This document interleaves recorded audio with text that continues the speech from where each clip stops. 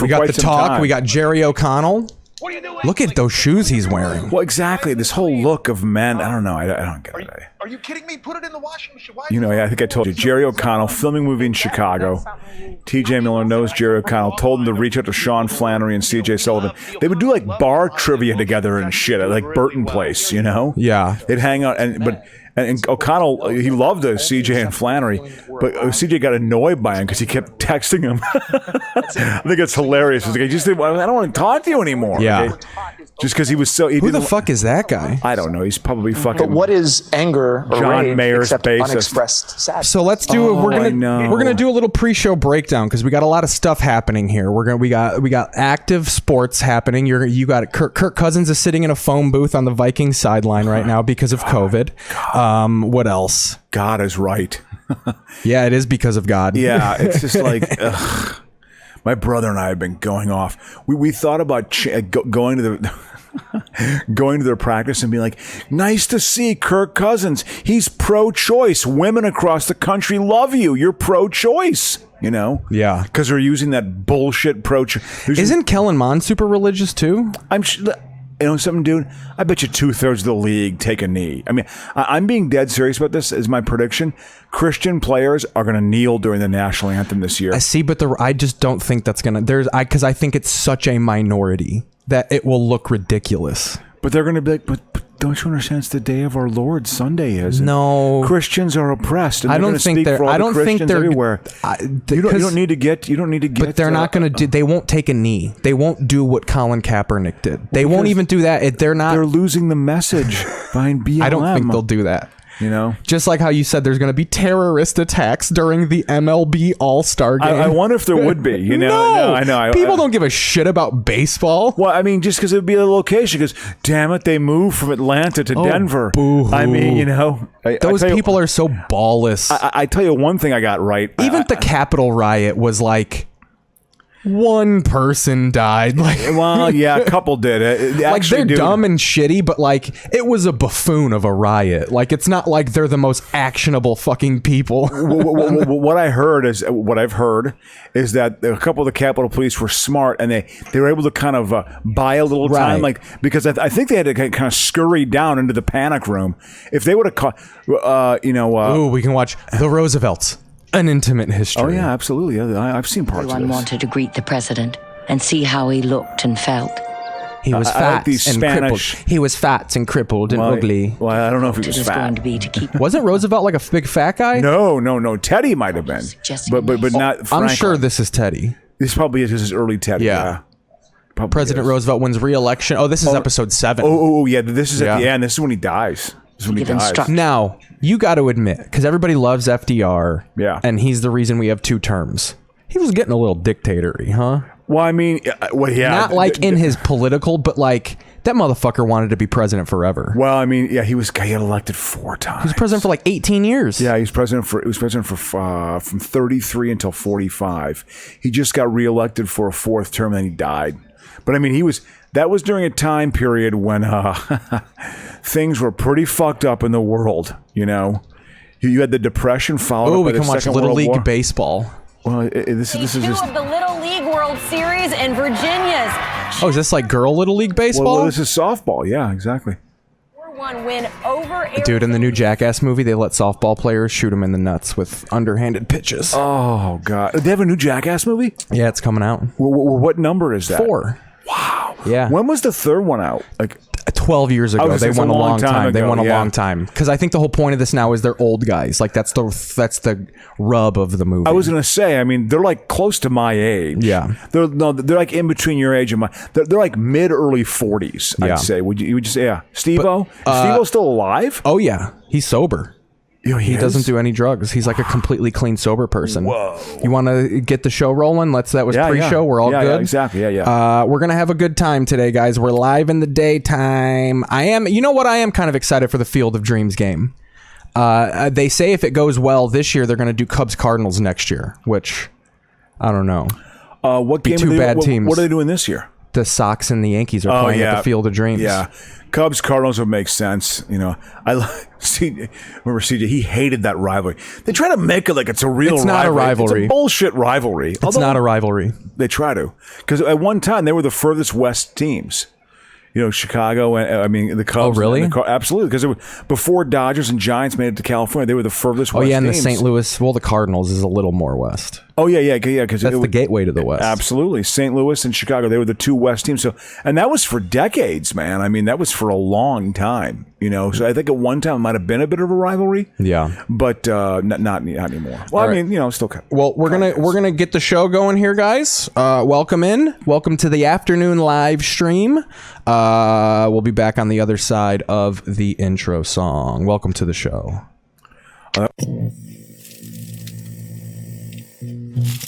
From Atlanta, Fulton County. We're storming the Capitol. It's a revolution. Purple color I see. Then you maintain the status. December 7th, 9th. I'm gonna question a psychopath. I got named.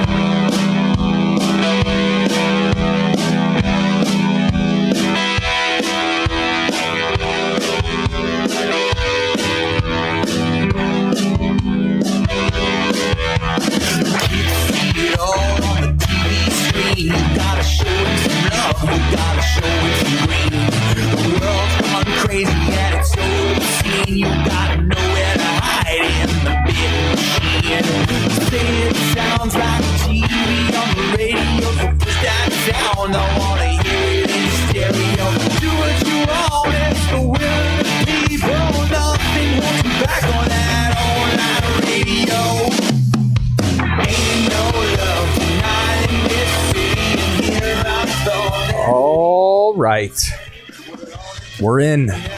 Took a little bit. It took a long time today.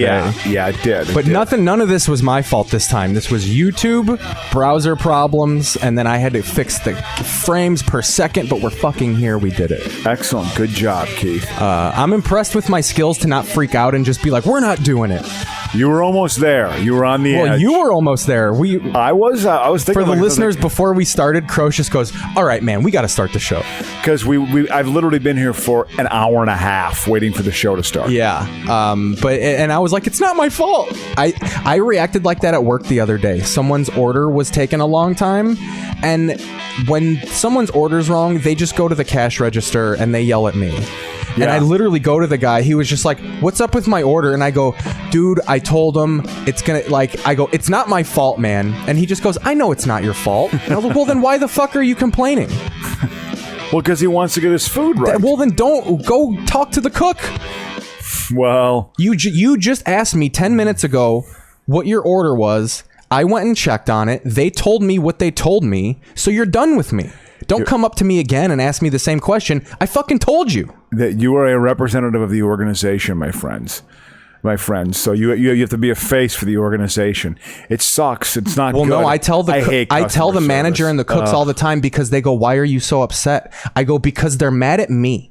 Yeah. I go, you're fucking up their order and they think I'm fucking up their order. Yeah. It's customer service blows. There's no doubt about it. That's the first thing I tell them when they complain. Yeah. I go, I'm not making your food. Yeah. That's the first thing I say. I'm not making your food. Does there tend to be like they order a steak medium rare and it becomes well done or something? Here's the problem. It's the way things go out. They prioritize big deliveries over, like, someone will order a bowl of soup. Oh, yeah. And they'll be waiting for 20 minutes because they're focusing on this big, giant 27 to go order. Yeah. And I'm just like, make the fucking bowl of soup. Yeah, we'll get it out of the way. It's a bowl of soup. Yeah. The driver's not coming for 40 minutes. Yeah, for the big Pour order. a goddamn cup of soup.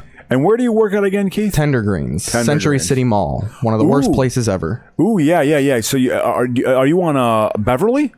No, we're on Santa Monica. Oh, on Santa Monica. That's the Beverly Center. Okay, exactly. Because I go past that in our working man's jobs. Here we go. As a Lyft driver. Here's the same question. And by the way, whoever ends up being the quarterback for the Bears, ESPN's FBI. Same question, guys. ESPN is the worst fucking sports channel on the planet. Isn't it amazing? Again, you probably don't remember, but when ESPN came in, it was revolutionary. It was revolutionary.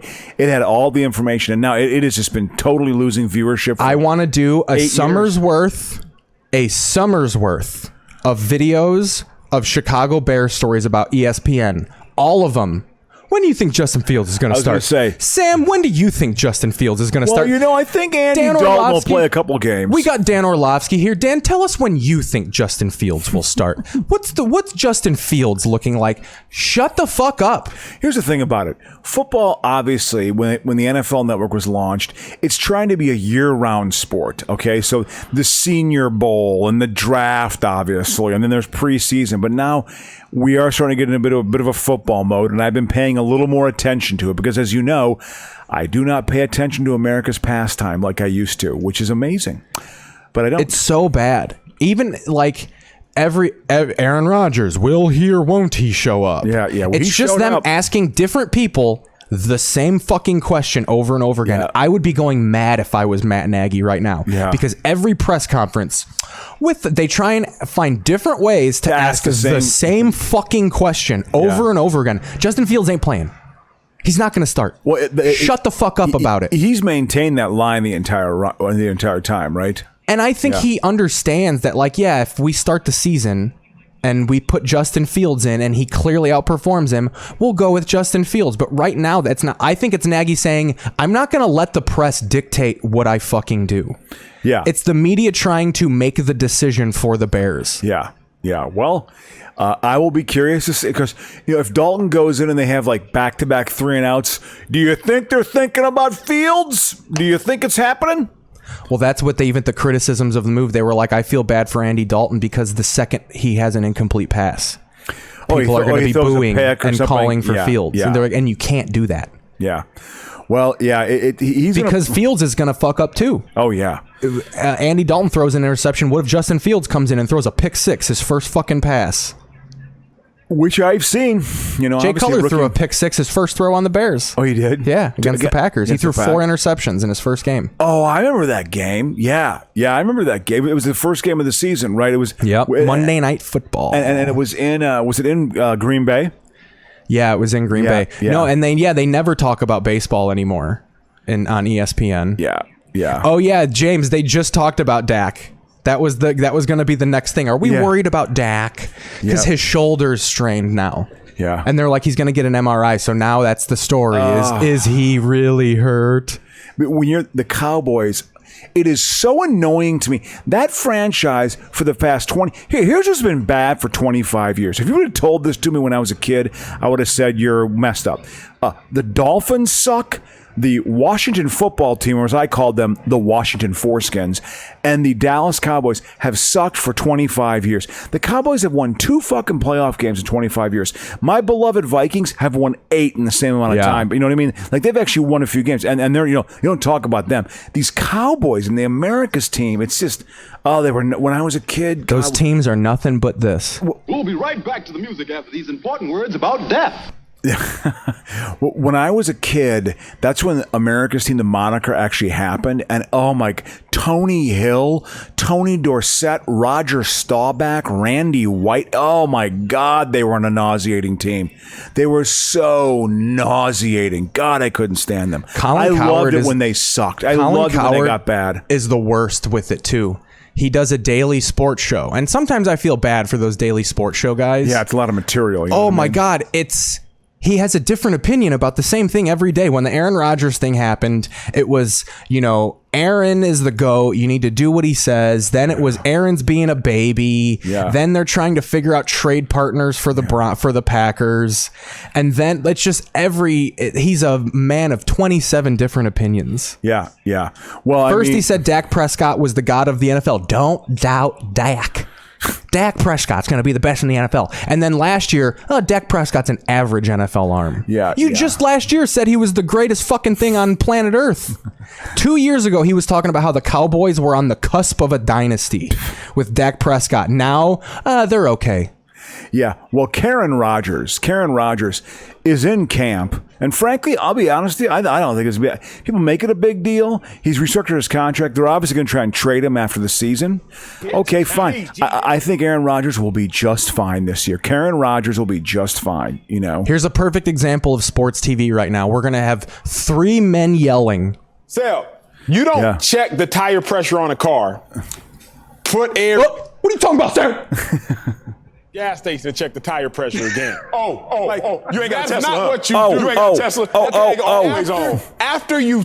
Let me cut you off and be loud for a second. I know. Hey, it's sort of like our show. You proceed moving forward. After you check your answers on your paper... But I feel like... Is that Scottie Pippen's son in the middle? I can't quite tell. No, that's... who the fuck is that? Because otherwise... That's another loud ESPN guy. Yeah. Right now... They also love doing that now, too. They just assume that retired NFL players are like the shit broadcasters. Yeah. They're bad. Yeah. These are dumb people. Yeah, I know. Yeah. They achieve things in the world through their body, not really through their mind. Say something. Fix the thing. And like, I think they feel like just being like having a guy being on there like, well, when I played, this is how it was, is like analysis, but that's not. That's just your personal experience with the NFL. That's funny. Good point, Keith. Well done. G and Cell, let me tell you what we didn't right do. now, Keith. Coming in hot. We didn't check our central nervous system at 7 a.m., then stop in the middle of practice and check it again at 11, then stop and check it again at 3 p.m. We checked it to start the day, and we used it as a guide to move forward.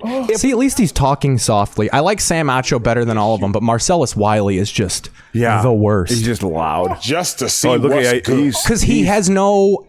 He's bad, so he compensates by like, well, I'm just going to scream about shit. Yeah. You go to the gas station, fill it up, and then you drive off. Now, how do you fill it up? What does filling up gas have to do with sports, you fucking idiot? What are they talking about here? Was it Dak Prescott's shoulder? Because they're basically trying to put the opinion forth that because he's so worried about his ankle, he's overcompensating with his arm. That like he's not scrambling as much. And now since he's overcompensating with his arm, now he threw his shoulder out. Should we worry about this? Is this going to be a lingering problem all year? Are they lying about how hurt his shoulder is? Is Dak gay?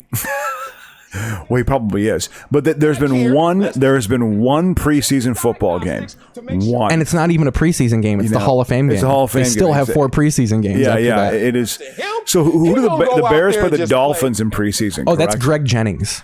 Oh, yeah. That guy on the right. Yeah. He used to play for the Vikings, too, for a couple years. Greg Jennings is actually good. Yeah.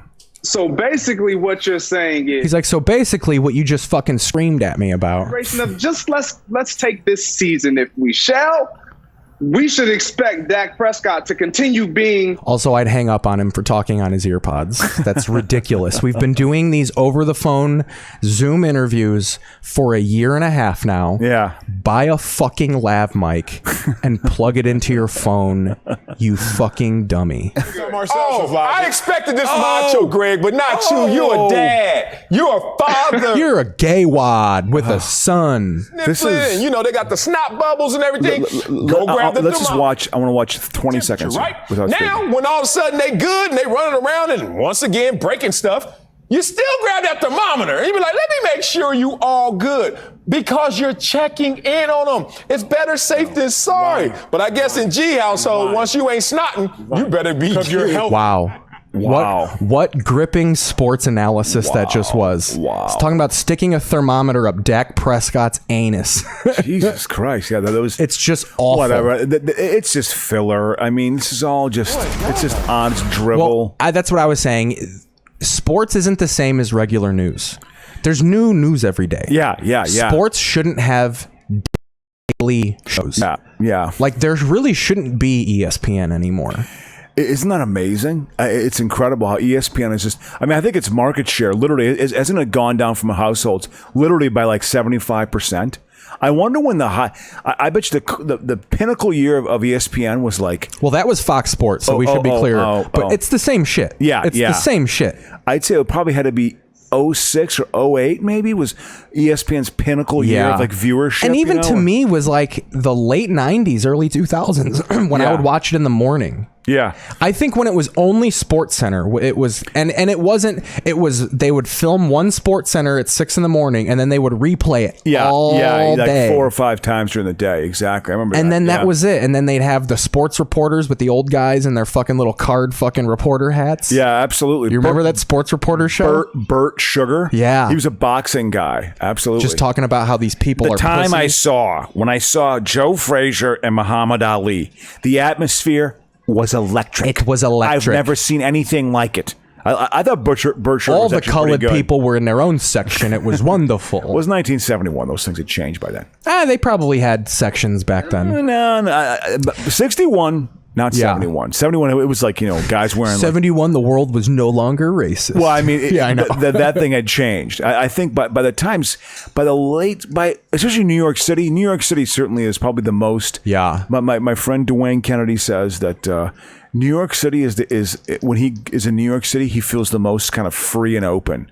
He feels like every other city he goes to, every other place he goes to, the whole black thing is the thing he has to maneuver. But New York City is more accepting. This is the Paul Feinbaum show. The people that deserve I don't know what ticket takers make at the Superdome or Tiger Stadium, but whatever it is, it won't be enough to deal with some of the unruly patrons. We'll take a break. We'll take a break. COVID's not real. I think Feinbaum's actually pretty good. Yeah, I know. I like Feinbaum. I just wish. I think it'd be funny if these sports guys just threw loose conspiracies in their sign-offs. Just like if QAnon. If Colin Cowherd just all of a sudden went on, "Welcome to FS1, Colin Cowherd here on the herd. My daughter's dating black guys, and I'm not a fan of it. Joy Taylor, what do you think? Yeah. I call them my little chocolates. I call them she can bring her little chocolates home. She bring her little chocolates home." Dan Estrada, who was a terrible quarterback. He was maybe one of the worst quarterbacks ever. I remember him being bad for the Lions. For him, where he's placed right now, Zach Ertz is about on the 34-yard line, okay? So when he puts his foot in the ground and the ball is coming from the right, this is what I mean by ball. Dan, you went 0-16. You threw the ball out of the bounds in the end zone. Well, I remember one time against the Vikings, he didn't know where he was in the back of the end zone, and he ran out of it, and there was a safety. And then he threw a pass after. He tried to throw it away. Yeah, exactly. He's a big guy. He's a big Christ guy. Big Christ guy. They are. Again, hence the reason why I think there's going to be kneeling during the national anthem, but because of the vaccination. They're going to be like, no. But here's the thing, Crow. My body is a not temple. I feel like it's not every religious person is an anti-vaxxer. I think there's a lot of religious people in the NFL that got vaccinated. I think Orlovsky got vaccinated. Well, Ryan Tannehill did because he looked out for his teammates. Kirk Cousins hasn't. So that tells me he's a selfish prick. That tells me. But no, but they won't kneel. It's the day That's of the Lord. Fucking lame. They won't the day do of it. the Lord. No, but they would have been doing it already. Well, Tim Tebow did it, and so but that's one guy. Tim Tebow's back in the league now. There's a reason behind that. He won't make the team. I bet you they're going to be kneeling during the national anthem. That is my prediction. They don't even show the national anthem anymore. Yeah. I've got. Isn't there going to be like some black national anthem, like June 16th, Juneteenth? Probably. Isn't there going to be a thing like early in the Or I think they wanted them to play both. They want to play like the theme song to the movie Roots before the game. Was there a theme song? Look it up, and yes, there was.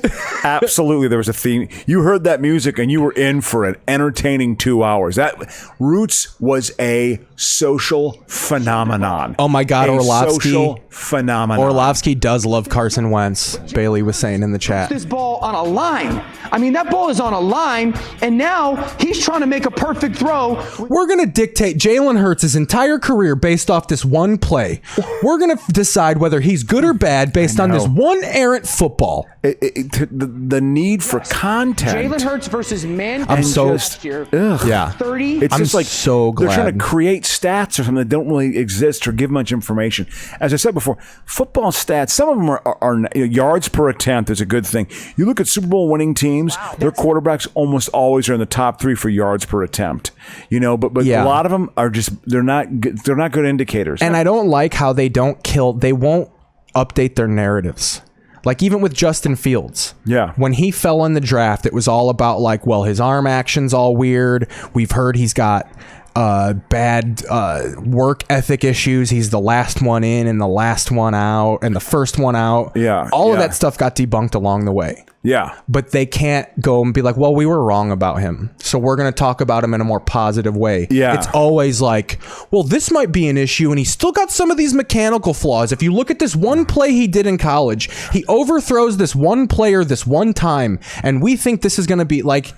He had one bad play in the national title game against an Alabama defense. He overthrew a receiver on a wide open play. Big fucking deal. No, I know. It's also, you want to know who has bad mechanics too, arguably? Patrick Mahomes actually does not have very good mechanics. He's also got a phenomenal arm. His mechanics, though, probably aren't that... I think, some of it can be a bit overrated, I think, at times. I mean, I think you want to have, like... Anyway, like this guy, this Marcellus Wiley, Oklahoma, if he his whole thing is just fucking Justin Fields needs to play week 1. I'm looking at her. She's awful too. I'm sure she's terrible. She's one of the main people that is just this whole hour is just her asking the same question over and over again. She's been asking the same question every day. A Bess Armstrong. She talks like this too. the second MRI. We're going to explain Get a second MRI there. Roller coaster ride. It put Swagoo through. God. See, then they all got dumb nicknames. We're going to talk to the big Swagoo next. God. Who the fuck is that? God, it's so bad. Can you imagine whatever they get a decent paycheck? I just don't like their little. They have to be so fucking over the top. Yeah. Dak Prescott and the MRI machine. Well, I mean, this is our country. It's all just yelling over each other. This is just a symptom of it, So, sort of like the show right now. No. But no, so Kirk Cousins, we were going to talk about it's it in the hilarious last show, because he's sitting in a phone booth. He has to sit literally in a phone booth on the sidelines. It's just, it is, and he says he will do anything for the team except get the fucking shot. Get the shot, man. I think I told you, Keith, I pride myself, and I think you're aware of this, I pride myself on never getting into an online argument. I pride myself on that. I think it's ridiculous. I don't like it. But I did a post on part of a Viking fan page, a couple of them. And I posted when I found out that Cousins hadn't gotten the shot. I said, just get the shot. How many times does that have to be said? It's not just about you. And then I said, I bet you I get a response to this. And sure enough, within about 6 hours, some moronic Viking fan from upstate New York was like, Adam Crocius, that's the most ridiculous thing I've ever heard. And they had the emoji of like the crying, laughing guy. It's your body, your choice. He can do whatever he wants. Then are you for abortion? Well, exactly. And normally I would not I never take the bait, but I was like, I'm sorry, I have got to respond to this. So I just said, you realize we're in the middle of a pandemic right now that's killed millions of people across the planet and hundreds of thousands of people in America. You realize there is a way out of this, and it's called getting the vaccine. Turn it down a little bit. You know what? It's not sad enough. Well, if you listen to it. Lauren Green. Yeah, this is all like they would have a preview through these. That's John Amos. Oh hell yeah, that's John Amos. They're fixing to jump the broom. I love how it's all chalk. They're fixing to jump the broom. Exactly. They are. There's Ben Vereen and there's Chuck Connors. Oh, this is a good episode, man. I'm dude, what do they have different pictures for the episodes? Yeah, exactly. This is like, although they kind of show the entire scene with this.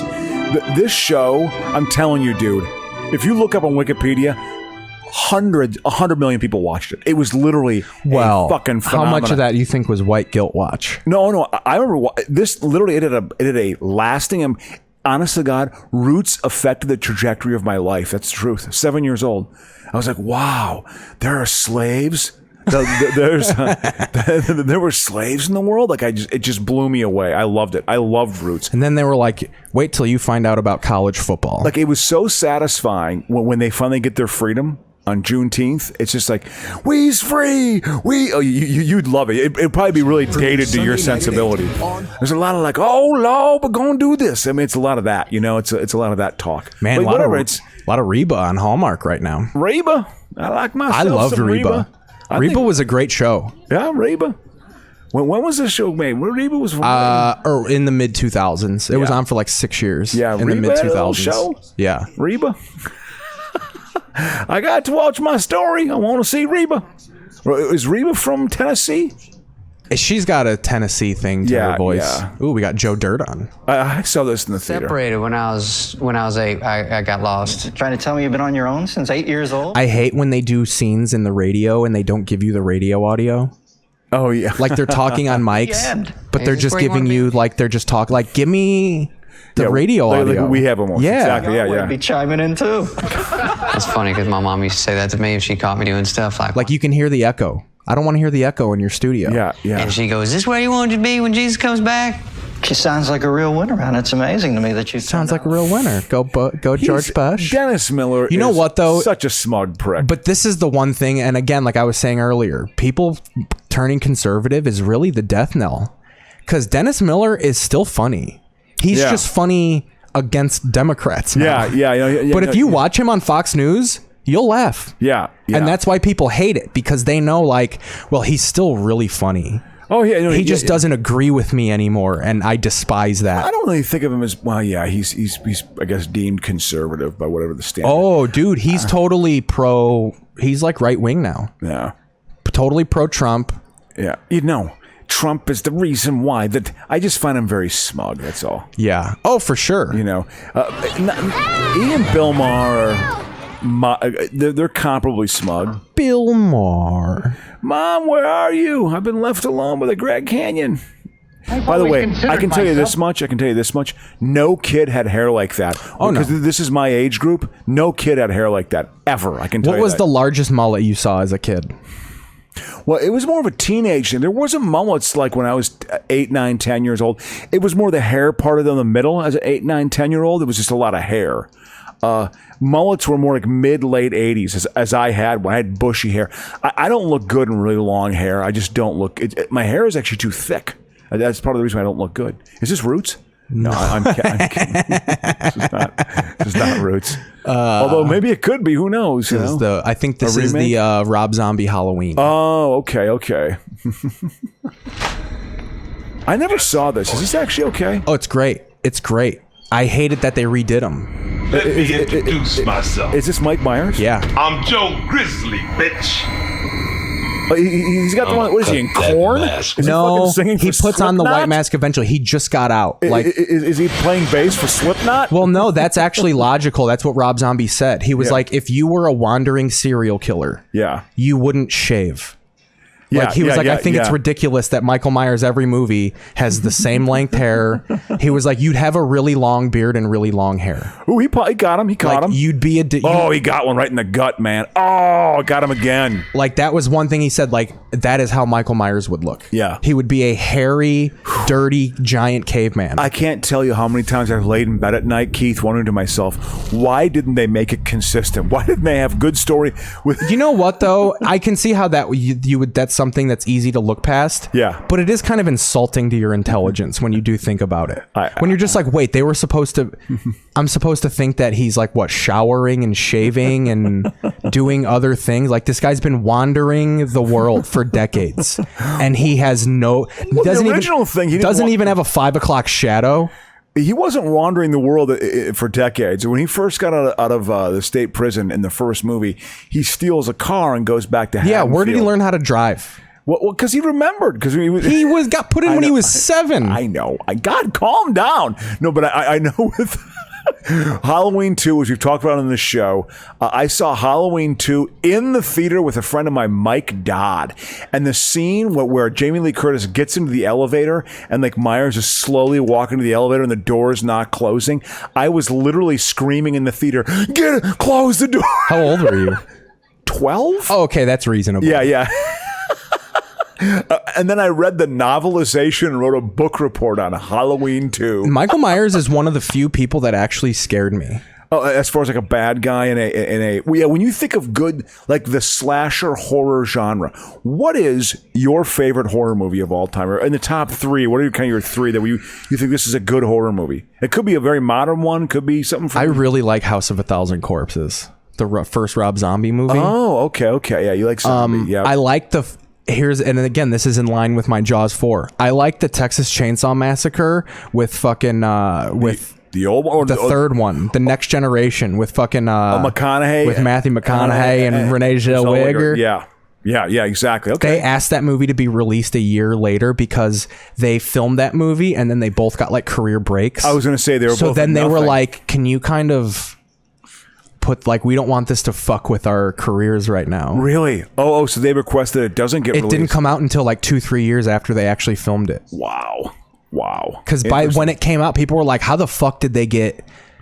Matthew McConaughey and Renee Zellweger. Exactly. And then you read about it and you're like, no, this was actually in production hell for like 3 years. So this was like pre Jerry Maguire and like pre Dazed and Confused or something, or what's McConaughey? Well, I remember he was in Dazed and Confused, but what's his first break? Was it Was it that attorney movie that he's in? Like was it called like a Time to Kill? I was saying View to a Kill. A View to a Kill is a Bond movie, right? It's the last Roger Moore. It's unwatchably bad.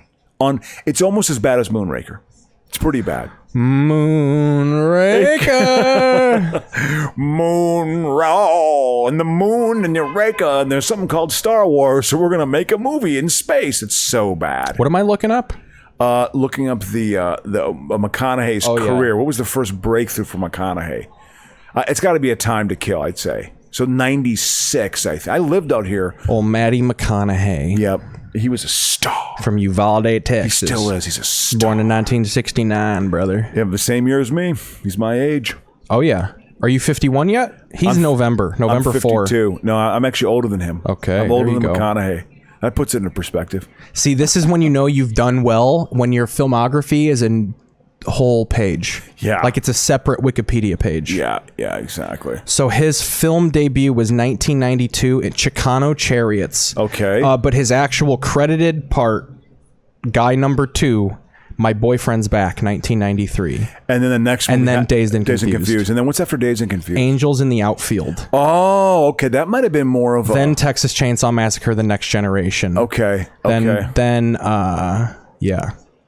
Glory Days. Okay. And then Scorpion Spring, Lone Star. Time to Kill was 96. Lone Star was actually a John Sayles movie. I think it was a John Sayles movie. neo-Western mystery film written, edited, and directed by John Sayles. That's when you try and make it seem like this is my magnum opus. I wrote, directed, choreographed, peed on this whole script. Well, he was... he does that all. I think he did it for 8 Men Out. That's his thing. He got a MacArthur Genius Grant. Is that movie good? 8 Men Out? I've never seen it. Oh, I think you'd like it. I just know I have not problems, but I'm not confident that I will like movies that like they've had documentaries about the topic that do it better. Yeah, like I'm just worried that I'm going to watch it and I'm going to be like, oh, I know all this already. Yeah, I mean, I think you'll like it. I mean, I think it's also very much a Chicago movie. Stud Sterkel plays in. Stud Sterkel and Sayles are both in it. They're reporters. And there's some pretty good acting in it. I mean, it's a lot of actors in that. Charlie Sheen is in it. D.B. Sweeney is in it. What's his face? John Cusack is in it, of course. And I think they do a pretty good job of kind of how the story unfolds and stuff. Who plays Buck Weaver and stuff. And a lot of actors of that era. I think you'd like it because it's very much a Chicago movie. The baseball sequences are a little bit... It doesn't look dynamic enough for me. It's a little kind of tossed. The balls are kind of tossed in there. Like here's another hot take. Yeah. I don't find the movie The Natural entertaining in any way, shape, or form. It's a bit slow. I think it's a very boring movie. Same thing with the movie Cobb. Cobb isn't good. Like those movies are awful. The Natural is not awful, but it's boring. Well, your short attention span of your generation. I don't care the length of it. I just don't think there's enough. I don't care. The fact that it ends in a non-baseball game is so anticlimactic. It's Rocky V. I don't care about them fighting in an alley in the back.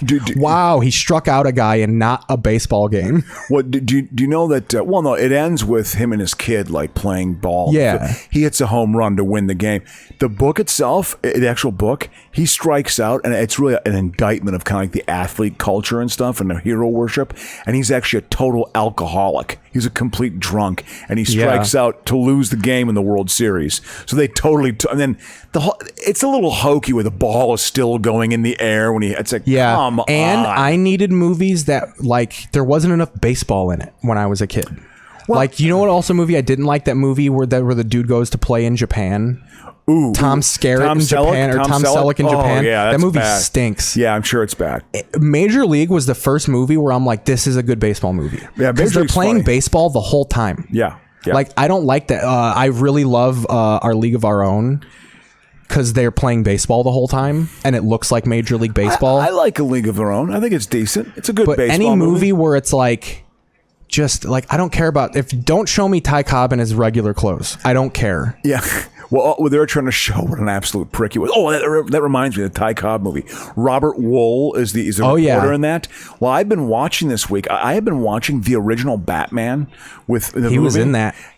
I didn't realize he's got a shitload of screen time with that. Oh yeah. I mean, he was a big star in the early 90s. It was like he was actually a main. I think they thought he was going to be the guy. Like, this is going to be the comic, because he was a comedian. He was a stand-up. Exactly. And I think they were like, this is our next comedian that's going to be a dramatic actor. Yeah, I remember watching that movie. I cannot, and I've said it before on the show here. When that movie came out, you got to understand, the superhero movie, there was Superman from 10 years earlier. The superhero movie was not done. They hyped that movie. They did a very good job with the advertising when they had the bat symbol, and that was it. They didn't have a date. It was people were like, "What's that?" Yeah, they had really created this buzz. Created this buzz. Do you remember? Well, when did Superman come out? What year? 78. Do you remember the build-up campaign to that? No, I don't remember the build-up. But I remember liking it. I was going to say, I think Batman '89 was the first marketing campaign. Oh, I couldn't agree more. Where they showed you toys at McDonald's, like, this is all the stuff associated with the movie, and the movie hasn't even come out yet. Oh yeah, I mean they built that thing up, and when it got released, I was living in DC that summer, and I was 20 years old, working at Common Cause, a public interest group dedicated to getting the money out of politics. Didn't work. It didn't succeed. So yeah, PAC money, honorarium money, and I went and I saw that movie. I got to be honest with you, when I saw it in the theater, I wasn't that into it, but did you still have Beetlejuice in your head with Keaton? I'm going to be dead honest with that was a big thing. Came out the same year, didn't it? A couple years, 1 year later. Beetlejuice, I think, was 88. That was a real bit when Keaton was when he was going to be back. They were like, this is a comedic actor. He's funny. It was very that was jarring to people's sensibilities. It was his first serious role, basically, wasn't it? Yeah, kind of, pretty much. But if I watched it, I was like, his acting's completely good, and he's got just enough humor in it with Bruce Wayne to actually. I watched it, I was like, it feels dated by the modern day palette, like the action sequences, but that movie was huge. It was absolutely huge. Bigger than Three's Company, I can tell you that much. My mom hates Joyce DeWitt. Apparently, that's something my dad always said. Was he attracted to Joyce DeWitt? No, he more like Suzanne Summers, but he would always be like, for some reason, your mom hated Joyce DeWitt. He framed it like it's because he liked Joyce DeWitt. And like she was jealous, but dude, she's not worried. When did they split up? 1990. Wow. He was building the new White Sox park when the divorce was happening. He was working on Comiskey Park. Oof, man. Yep. Hey, how are you guys? I don't remember them together. Yeah. I have no conscious memory of my parents being together. I was 8 when my parents split up, and I have a few memories in there. I do have some memories. Not a lot. I think I'm lucky that I don't remember it. Yeah. Because I honestly think when people see their parents' marriage fall apart, it fucks with you psychologically because you know of a better time. Yeah, it's interesting. I only know a broken family. Yeah. I don't remember my parents ever getting along. So them not getting along isn't jarring to me because I know of nothing else. Yeah. For me, it's funny you mention that because you wonder about that. I'm not married, don't have a girlfriend. Kevin Kellum's here, baby. Hey, Kevin, KK, the KK Club.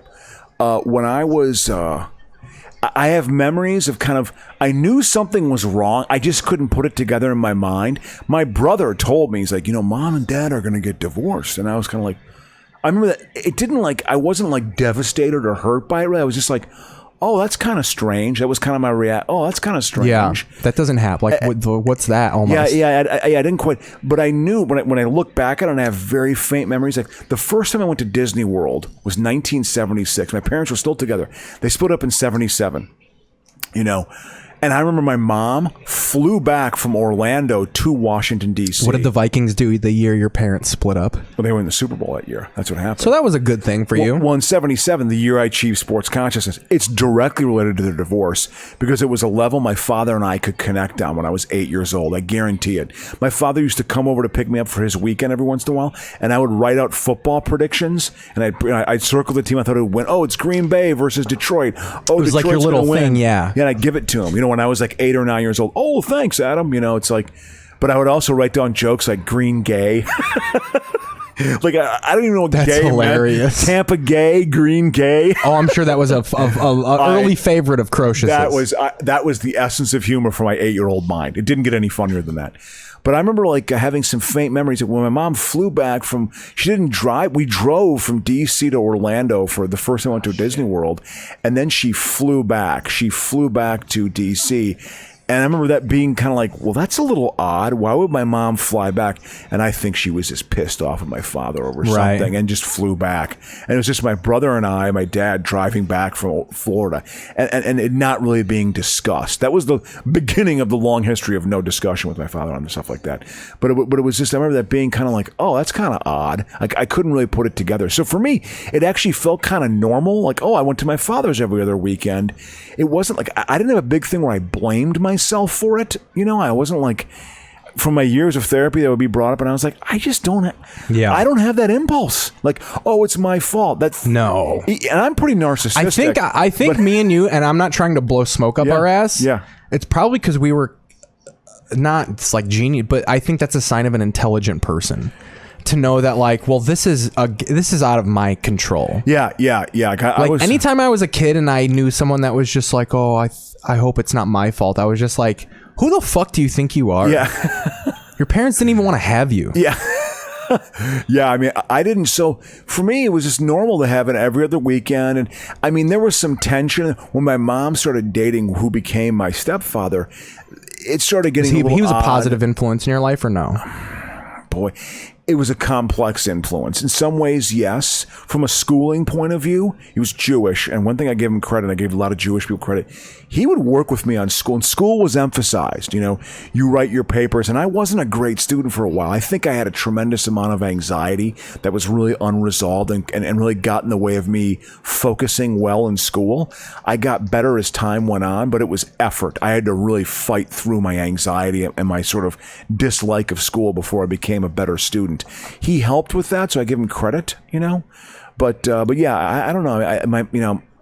My mom, her reaction, it was complex. It was like there's 0 to 7 for me, my parents being together. There's 8 to 13 or 0 to 8. And then 8 to 13, my brother, my mom, and I living together. Then there's 13 to 18 where we moved to Wisconsin. So there's 3 distinct periods of my 0 to 8, my childhood, teenage years. And they're almost all equal amounts of time. So there are 3 independent segments of which it would have been nice to have just one home you lived in and a little bit of stability and not changing schools a lot, maybe. That there could have been some benefits in that, but it was what it was. I can tell you this much. When I turned 18, Keith, I knew I was never coming back. It was like, oh, yeah, I am on my own. I'm going to school and I'm going to work in the summers. And no one believed me. I was like, when I was younger, I was like, I don't care how long it takes. Like, I'm going to live in Chicago. Yeah. I will not live in the suburbs. In Sauk Village or live in the suburb. Like, yeah. I was just like, why? I was so upset that, like, how could you have me so close to a city and not living like, it's cruel. Yeah. You should be going in every weekend or something like that, or every other weekend. When you go to a Cubs game, was it like, whoa, this is a big deal? God, yeah. And like, then I remember every time there was some sort of hassle about like, oh, there's traffic and we're lost. I don't know how to get home. I would always be like, well, if we lived in the city, we would be home. We wouldn't have to worry about this. Yeah. So your parents, were they the first generation that lived in the suburbs? No, my grandparents were. My grandparents moved to Sauk Village when it was being built. Wow. Like they were one of the first homes. Wow. In the whole town. Wow. It was basically like Blackie's moving into the neighborhood. I'm from White Flight. Yeah. I am. Yep. My origins are white flight. Chicago had a huge white flight. Big white flight, man. Because my grandpa's from the south side of Chicago. Yep. They went from the south side of Chicago, Bridgeport, right? 35th and Shields, right by the fucking thing. Absolutely. And he was a Cubs fan. Yeah. And they moved to Bismarck, North Dakota. Oh my! And they lived in a trailer park in Bismarck. Oh God, was it called Tornado Acres? Jesus Christ, you're asking for it up there. And then when my uncle was born, my uncle Ed, he's the oldest in the family. Yeah. They moved to Sauk Village. That's your father's older brother? Yeah. And I guarantee you it was like, well, we're not moving downtown. Oh yeah, we're not moving back downtown. Yeah. My grandpa would always say I wouldn't drive through my neighborhood in a tank. Bridgeport's just fine. Well, and it was never violent. Yeah, exactly. I mean, there was the Robert Taylor homes near there, but like that's not Bridgeport, is it? No, it is distinctly not Bridgeport. And the messages because it's near, like it's across the highway. It's across a 8-lane highway called the Dan Ryan, which was built. That people say Old Man Daly basically built it to separate Bridgeport. From I would tell people, because there's a comedian in Chicago named Matty Ryan. Yeah, and I would be like, Matty's like rich, right? And they'd be like, what are you talking about? And I'd be like, his grandfather is the highway. Is Dan Ryan. Is Dan fucking Ryan. Is that actually the truth? Yeah. Oh yeah. They're loaded. Well, I mean, he lives in, obviously he lives in Beverly, which is like, if you had money on the south side of Chicago, you ended up in Beverly. Beverly is like that area and Hyde Park. That's why the south side of Chicago has a little bit more going on than the west side. The west side is like desolate, nothing. Yeah, empty factories. Yeah, whereas when you got like Brock's factories and shit, Brock's candies were huge in Chicago. Brock's Rocks. But the south side still is the University of Chicago. You still got Torrance, the Torrance, Ford Torrance. Yeah. Ford employs 4,100 people down there. They renamed a town. So I grew up near East Heights. Okay. There was Chicago Heights, South Chicago Heights, and there was East Heights. Is that Ford Heights now? East Heights became Ford Heights when they built the Ford plant. Wow. Well, the Ford plant was there for a million years. It's the oldest. They renamed it Ford because my uncle still call it East Heights. Wow. Yeah, because that Ford plant is the oldest, longest running functioning Ford plant in the country. When I was a kid. 1924. Yeah. Ford Heights, Illinois was the poorest town in the United States of America, statistically. Even worse than like Harvey? Yep. You never went to Harvey, I assume. No, actually my best friend's dad growing up worked at a body shop in Harvey. So we would go to like hang out at a shop, but Harvey has never been a thriving community in my whole life. I had to do a little bit of work there when I was running my own consulting company. Harvey was a corrupt town. The guy who the mayor owned 2 strip clubs. Okay, yeah. This is the caliber You person. go past it now, there's buildings that are dilapidated. Like the structures are falling apart. Literally falling through, like Detroit or something, It's incredible. It's wild. Yeah, absolutely. It's wild. Yeah, so but kind of bouncing around here. Struggle bucks. Now they're struggling. When do exactly. They are not going to be struggling, just to let you know. Do you know what they say? Goat, right? Well, the same with Bruce Arians, and he's been a little down on this Bucs team. So here's going to be their new narrative for the rest of the week. Is Tom Brady regressing? Is there an issue with Bruce Arians' offense in Tampa Bay? What do you think, Marcellus? Do you know how much the value of their franchise has increased? Oh, dude. Since he came, probably like $1 billion. $725 million. That is a huge increase. The family that owns them owns Manchester United. Yeah, I believe the NFL. Every franchise is worth at least $2 billion or more. Even like the Jacksonville Jaguars, who are kind of like, why did the NFL go there? David Phillips was saying something. He's a friend of ours, a comedian in Chicago. Yeah. He was saying something interesting. He was like, owning a sports team is such a long con at this point. Meaning, like you're only doing it so you can get other avenues of revenue. Oh, you own the sports team so you could get the value of the sports team on your net worth. Yeah. And just like the Cubs are doing, we own this sports team. Let's buy up the area around the team and make money off that. Yeah. Let's build our own sports book now. It's one step to a greater stream of revenue. Back in the day, you own a sports team. That seemed like the pinnacle of like. Yeah, that was it. That was it. You own the Mets, dude. Yeah. Now it's like, well, what can this turn into? Well, it's not true competition. Now It's I want to be not. the commissioner of baseball. I mean, it is socialism for rich people. Is the NFL? That's what it is. It's not true competition. I mean, they spread around that television contract, and when you get into the team and they approve you, man, you don't have. Yeah, I think they kind of make it to where if you have a good front office, every team kind of has a window every 5 years. Yeah. Like every 5 years, any team can win the Super Bowl. Except for the Minnesota Vikings, who will not win one before I die. And the second after I die, they will have the greatest dynasty in the history of NFL. But they have had windows. Oh, yeah, absolutely. Like when those years where Adrian Peterson was on the team, they were Super Bowl contenders every year. Well, not every year. 2009 they were when they had Favre. They never had a quarterback, which is part of the reason why I hate their front office so much, that you cannot develop a basic play-action passing game with one of the best running backs I've ever seen in my entire life, Keith. Not just because he's a Viking. He's one of the top thighs were five like tree trunks. And he was just incredibly just a vicious runner. Like, you did not want to tackle Adrian Peterson. Yeah. He's still playing is he on a team right now? Yeah, I think he's in Washington. Jeez, well, maybe it was the Lions. He might be a free. He turns 36 during the season, man. I think that whole thing when he beat his son with a switch and got in trouble, I think that kind of like took enough of the spotlight off of him to where he was like, all right, I can take a break. Like he took a year off football that probably helped his body a little bit. Well, yeah. I think that, he got suspended. Yeah. He got suspended. Yeah, in 2000. I think it was it 2012 or was it Zimmer's first year? Yeah. I think it was 14. He got suspended, but then 14. For a year or two after that, nobody would touch him. Well, no. He was on the Vikings and he couldn't play for a year. And then he came back and had a decent year. He blew his knee in the second week, I think, of 2016 or 15. And then it was over. And then ran for 2,000 yards when he came back. Well, no, that was 2000. He blew his knee in 2011 when they were 3-13. I remember I was saying, "Don't play Peterson. Don't play him at the end of the season. You're a terrible football." It was like team. the last game, wasn't it? Yeah, it was against the Redskins. The last game, got hit on the side and blew 2 tendons. And I was like, "Well, that's it," And then I guess he's such a freakishly good athlete, Keith. He's one of these guys like Steve McNair, who just was so naturally strong and gifted that he worked out, but it wasn't like the true commitment workout. I guess after he blew his knee, he completely dedicated himself and came back better. And that's when he won the MVP in 2012. Yeah. That was his high watermark. Oh, my God. I remember that game. That was in 1982. Really? Yeah, absolutely. He was a Little League World Series MVP. I remember that game, watching that. Because the U.S. hadn't won a Little League World Series. Taiwan had dominated for years. Oh, here we go. Come on, knock on our door. Oh, my God. Listen to Drew Barrymore. We're going to have a dog day today. Yeah, we are. Oh, I see all your doggies in your own. No. Still doing Zoom. Good on. Oh, isn't it just time to clutch those pets? Happy almost Thanksgiving. I sound like this has got to be I'm on it's a rerun. Pills. Yeah, she's. Everyone is.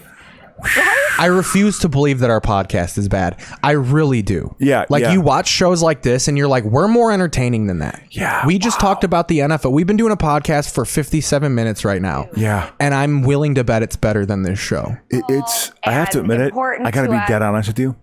I have kind of a thing for her. Oh, she's cute. I find her appealing in a certain way. Well, because she's damaged. So you feel like, she's been through shit. So she might find me great. Like, I could be a relief for her. Yeah. Her early life, dude. Oh, my God. It's amazing she's alive, 70. I remember she was on James Lipton, the actor studio. Yeah. She talked about... Hi, James. So, yes, the next person we'll have on... Yes, it was at that time, Drew, when you worked with a little-known actress named Meryl Streep. He loved dropping names. Loved dropping names. She's a ditz because everything she starts every sentence with, I think she plays that up a little bit, but she talked about like when she was like a teenager and she had divorced her mom. Her mom is a lunatic. Oh yeah, they're like Hollywood like dynasty. Oh, but the Barrymores were actors her back in the 20s and 30s. Yeah, her stuff. grandpa was like a 20s director. Right? Lionel Barrymore was a known actor. They were also raging alcoholics, like notorious alcoholics. So I remember her being on E.T., of course, and being in E.T., and she was super cute in that, but I was 13 and she was 7, so it was weird. I wasn't really attracted to her, but the point is, I remember her becoming a teenager, and she was she was fucked up. When she got her stuff together, she had to start back at ground zero again. Like, she said she was basically cocktail waitressing and also working at a coffee shop, like giving coffee to people for a while. I wonder if, I think she had to earn her keep. The Amy Fisher movie helped her. Yeah. Part of me wonders if when you've grown up in Hollywood that long, like you're part of just this not normal system, that I wonder if she liked having a day job. Yeah, where she was like, you know what, I kind of like waiting tables. Yeah, it's just fun different for her. than what it is. Yeah, exactly. It's not this sort of struggle of like, oh yeah, because you or me, we feel like, oh fuck, we're trapped. Like we're doing this because we're not good at what we actually want to do. But I guess she didn't have a lot of money either. They blew through her cash. Her parents, I think, fucked cocaine. It up. Yeah, and I think she went to rehab when she was like 13 or 14. Yeah. It's like, oh my God, you are. So I give her credit. You know, I give credit to her and Jodie Foster. Jodie Foster was a huge child star. Freaky Friday. She was in, she was in the whatchamacallit, the Taxi Driver. You know, and she, I think the two of them, they've been able to pull it together and actually have successful careers because that's the exception. That's not the rule. Yeah. Man. I mean, think about Corey Haim. When I hated the Coreys because I was like, you didn't like Lucas? I didn't like any of those movies because I was like, they're popular and I'm not. I was like a 13. I was probably 15. See, I love those movies. I've never seen What Dreams May Come. I know what it's about. They like switch bodies or something like that. Yeah, something like that. Yeah, but they were both huge. License to Drive. Huge. And boy, at least Feldman kind of has his shit together a little bit. Yeah. Haim, he had problems and he fucking died. Oh yeah, man. He died. Fuck yeah, he died. I have to like a soldier get in and whisper when I make my point. But he died. He was like 40 or 39. You look at him though, and you know what? He didn't die of a drug overdose. He died because his body was so shut down from drugs. Like he literally just got pneumonia, and he couldn't handle it. I think he weighed like close to 300 pounds when he died too. Like he was really overweight, and he was living with his mom. I think that's a sober thing too. A lot of these pill addicts, when they kick drugs, they just start eating fucking 7-Eleven hot dogs habitually. Yeah, they replace it with something else. Yeah, like, I need something. Yeah, I need nitrates. Yeah. But again, we're not getting on new ground here, the childhood star. So I give Barrymore some credit, and I also give Jodie Foster credit for actually keeping their shit. Jodie Foster, for crying out loud, John Hinckley Jr. tried to murder the president to impress her. Like, wouldn't that be a mind fuck for you if that actually happened in your life? You know, it's like she was a student at Yale, so maybe she was older and a little more mature. But still, this guy, she found that out. He had been reaching out to her when she was at Yale, and she was like, this guy's stalking me. And this is kind of before stalking had really become kind of a cultural thing. It was popular. You know, before it was really known. I think she just was like, this guy's fucked up. And he went down to fucking D.C. and tried to kill the president, which I remember. I was living in the D.C. area at that time. Oh, yeah. I remember when Reagan got the assassination attempt. I was in 6th grade. Because he tried to impress her. I was in the 6th grade. We got out of school early that day. We got out of school early, and Did you hate Reagan at that time? Were you already not a Reagan fan because of your parents? Yeah, my mom was very upset when Reagan got elected because he was the only candidate, Republican or Democrat, that didn't support the ERA passing. Bob Dole supported it. Old man Bush support all the Republicans except for Ronald Reagan. And my mom's issue was the ERA. So when he got elected, that was truly the death nail. A different president gets elected, it may actually pass. They can put political pressure on 3 more states to actually pass it. Even if it's another Republican. Yeah, exactly. And Reagan was deemed ultra conservative when he was very conservative. It was but at that time, conservative was viewed as a grandpa. Like, this guy's a sweet old conservative grandpa. No. It was like he was a warmonger who wanted to take the Soviet Union on, the Cold War, and Russians were his Mexicans. Basically. He called it the evil empire. In 1983, the Cold War was on his first term, hardcore. They doubled the defense budget. They got much more physical. You got to understand, when Carter was president from 77 to 81, this country never shot anyone and didn't drop a bomb for 4 straight years. How often has that happened with this country? This country loves war. It's a constant gnawing state of war. It's like 1984. There's always a war going on that has to be fought to like rally people. And oh my God, even the 90s had a couple small little skirmishes. There was skirmish. There was the war that ended in the Balkans. Kosovo. Kosovo. Now that was all through. That was what they say about that war. What was unique about it, I guess, it was the first war that was sort of stopped just through air power. Like the United States. We went in there and we dropped our fucking dicks on them. And just I think there were such accurate bombing that they just realized, holy shit, we have to go to the negotiation table and get this through. But yeah, there were conflicts going on when Clinton was president, absolutely. But Carter was the last guy where it was. That's because Vietnam, again, the Vietnam shadow was still, and the Vietnam experience was so fresh in people's minds. It was like, we're not going to get involved. But Reagan was just like, no, we got to flex our muscle again, and we're going to invade Grenada. Yeah, Grenada. Sorry, not Grenada. That was a car. That was like similar to the Fairmont, the Grenada. Anyway, that's my history lesson. And when we have a history lesson, we also have a kicking song that goes on with the history lesson we like to play of, here is Adam Crocius's.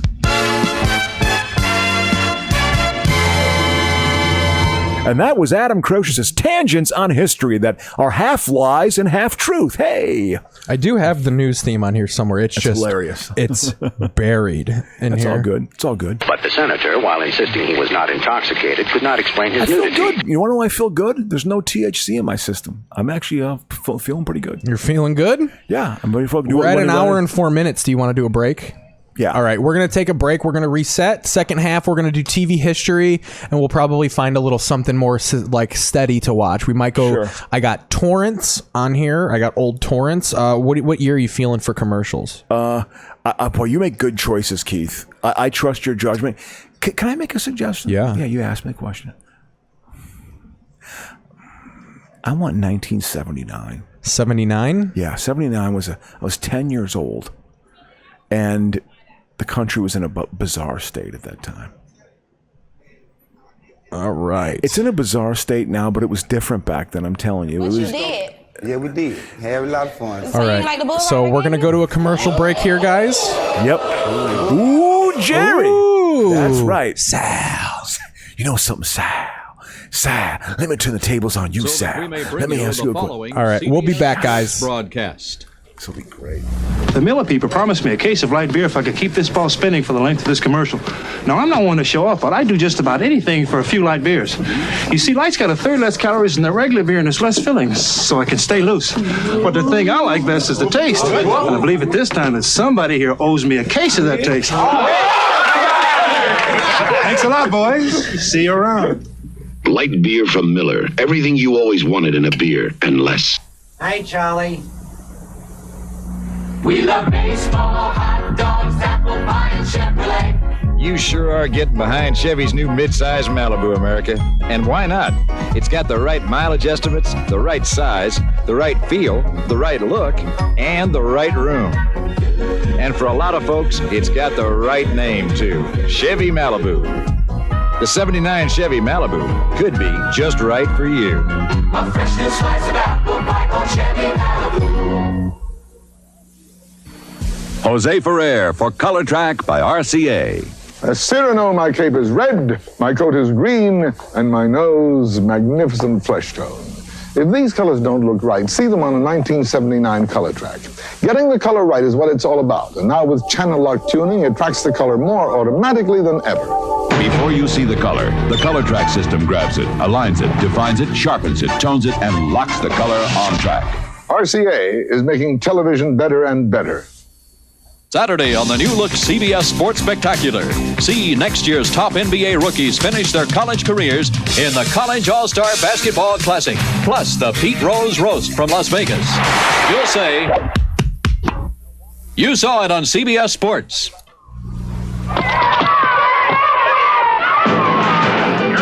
Let's get one thing straight.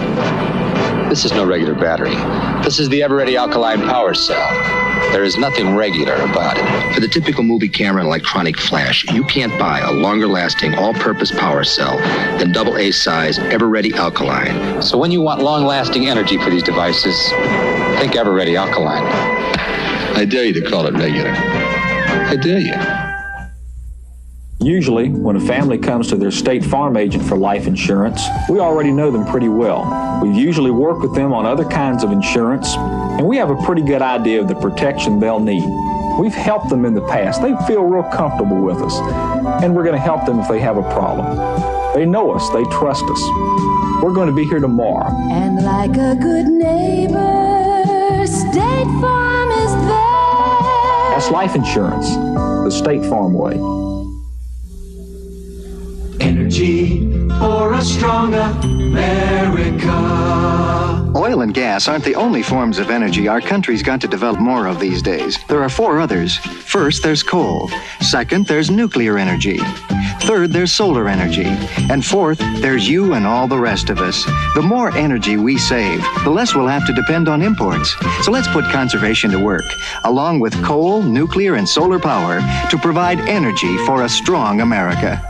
This is it, America, the new Chevrolet. America, if you're looking for a truly beautiful full-size car with more rear seat legroom, This is it. more headroom, This is it. and more trunk room. This is it. New Chevrolet, bought and embraced by more than 1 million people in its first 2 years. 79 Caprice and Impala, the new generation car America has driven to the top. This is it, America, the new Chevrolet. When I'm assigned to shoot a guy like John Newcomb, I pack my Canon AE-1 with several lenses. Because I'm after more than just John's form. Creativity means capturing his intensity. You try it, John. Me? Sure. The AE-1 is so simple, you can really concentrate on your subject. About all you do is focus and click. The surprisingly affordable Canon AE-1. So advanced, it's simple. Who do you share the power with? The power of Vitalis Superhold, the pump. With Tom every morning. I share it with Jill. We share the power of the pump. Vitalis Superhold. The pump keeps our hair looking terrific. Why should women settle for less power when they can get the holding power of the pump? It can hold longer than the leading men's aerosol. Come on, it's better when you share. Get the pump, Vitalis Superhold, and share the power. Saturday, Amanda joins the Bears and becomes Coach Buttermaker's ace pitcher. Now it's bad news for the other teams. The Bad News Bears, Saturday. This is CBS.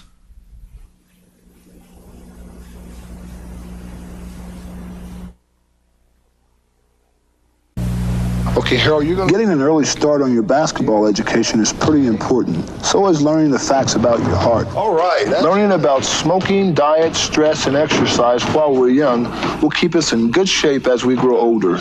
The American Heart Association is committed to this kind of education. They have films, comic books, and other teaching aids for kids. To get this material into your school, contact your American Heart Association. This message was presented as a public service by the National Basketball Association.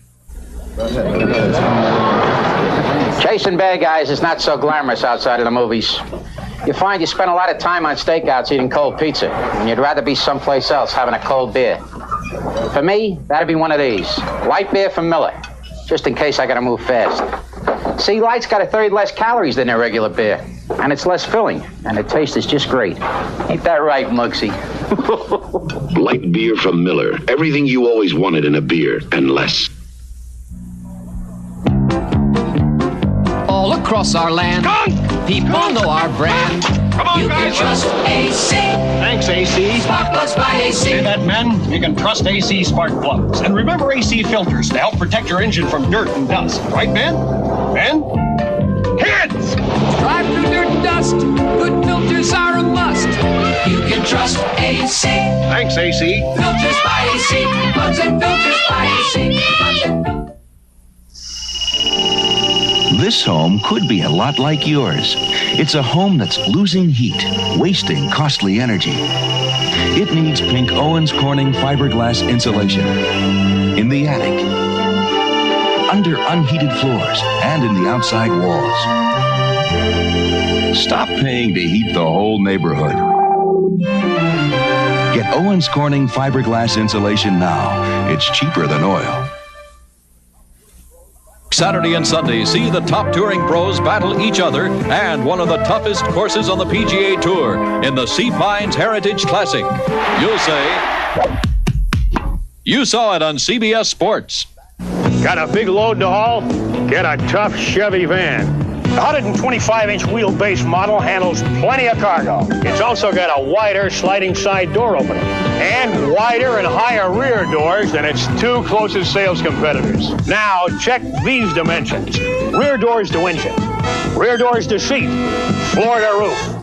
And look at that turning circle. Got a tough job? Get a tough Chevy van. Chevy trucks, built to stay tough. You're smiling and all the while your heart just pounds away. The training builds and ends on this fateful day. It's the Pepsi generation face to face at a frog jumping race. Come on, come on, come on and have a Pepsi day. Come on, come on, come on and taste the Pepsi way. Come on and have a Pepsi day.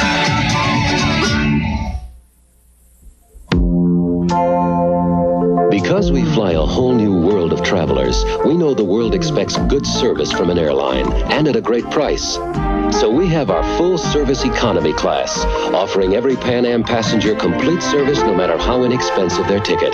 For a lot of people, economy is the best idea an airline can have. We fly the world the way the world wants to fly.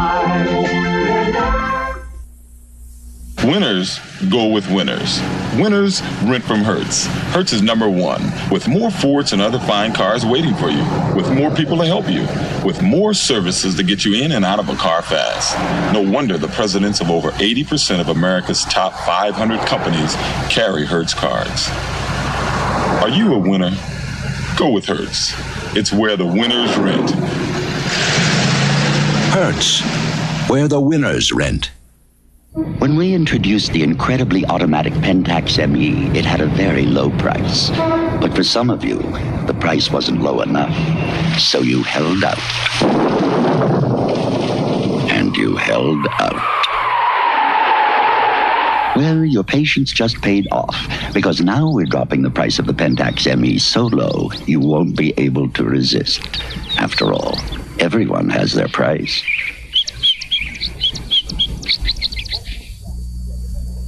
What do doctors recommend for pain today? This report shows doctors' number one choice is the pain reliever in Anacin. 5 million recommendations last year for pain of headache, backache, minor arthritis, and muscle ache. The ingredient in Anacin is the doctor's number one choice. Anacin is strong, a special combination of medical ingredients free of stomach upset for millions everywhere. The ingredient in Anacin, doctor's number one choice. Every day you lose a little piece of yourself. More hair on the brush and less on you. These are Protein 29 conditioning hair grooms and sprays. They can't do anything about the hair you're losing, but Protein 29 can do something about the hair you still have. Protein 29 actually adds protein to individual hair shafts, helps make your hair look thicker, fuller, healthier, more like it used to look.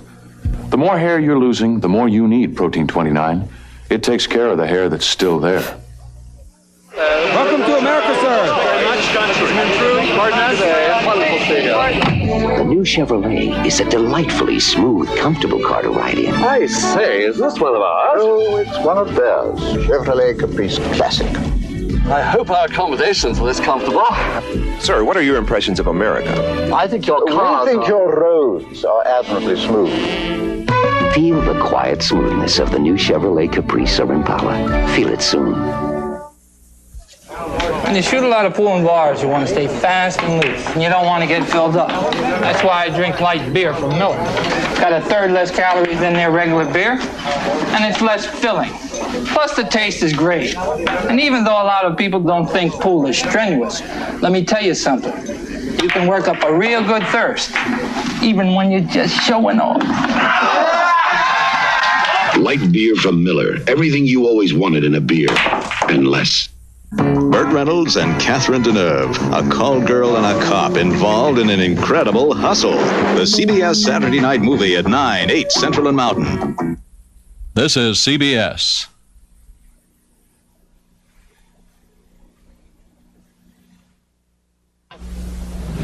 I wouldn't do this with anything but a Lufkin.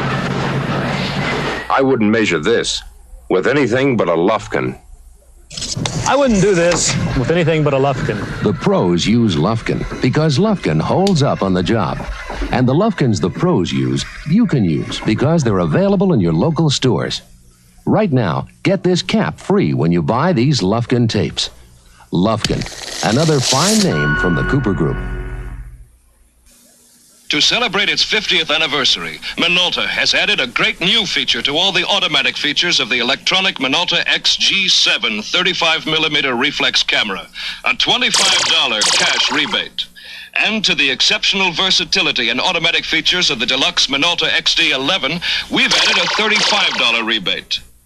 This fabulous Minolta offer will end soon, so hurry and act now. Minolta, the automatic choice for value. Who do you share the power with? The power of Vitalis Super Hold, the pump. With Tom every morning. I share it with Jill. We share the power of the pump. Vitalis Super Hold. The pump keeps our hair looking terrific. Why should women settle for less power when they can get the holding power of the pump? It can hold longer than the leading men's aerosol. Come on, it's better when you share. Get the pump, Vitalis Super Hold, and share the power. This is Jim Simpson for Valvoline Motor Oil, trackside for the start of Houston's rush hour traffic, where everyday drivers by the thousands prove that Valvoline is one motor oil that's not just for winning races. For a closer look, here is A.J. Foy. Thanks, Jim. The only thing racing down here is the temperatures in these cars' engines. That's why they need a tough motor oil like Valvoline. There you have it, from an expert. What are you waiting for? Valvoline Motor Oil is not just for winning races.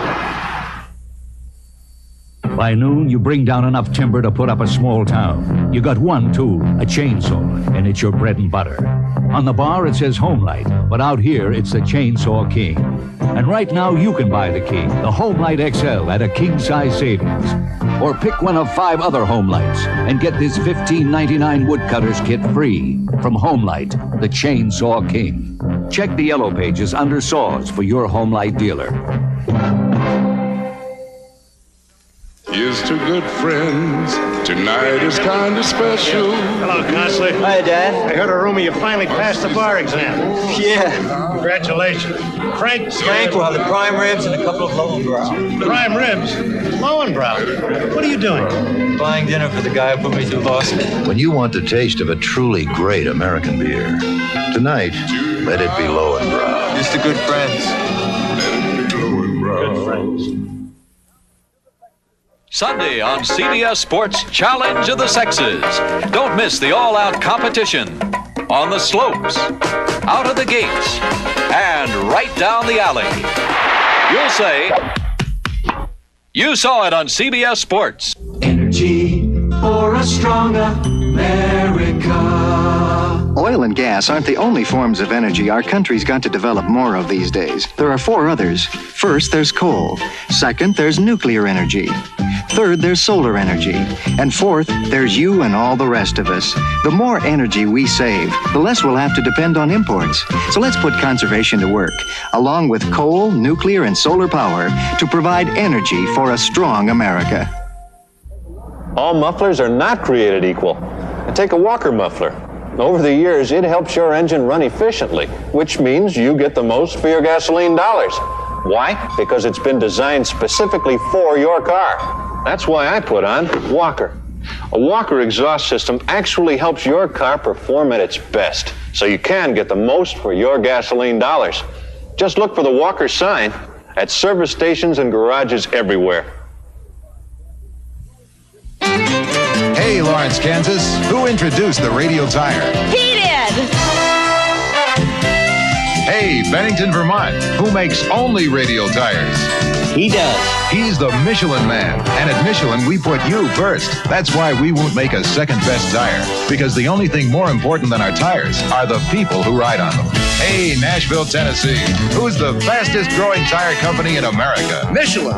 At Michelin, we put you first. Chevrolet dedicates the new midsize Chevy Malibu wagon to all the new wagon people. People who shop in those great little stores, people who camp in the great outdoors, people with kids and people without, people who haul things inside or out, skiers and surfers and joggers and more. People who enjoy a useful rear door, people who store some nice odds and ends, people who enjoy lots of nice friends. They're coming to Chevy now. You should too. To a fresh new slice of apple pie called Chevy Malibu.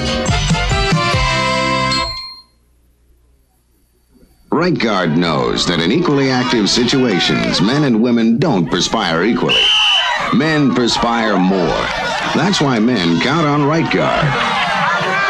Right Guard is so strong, so effective, it helps stop a man's wetness and odor all day long. Yes, men and women don't perspire equally. Men do perspire more.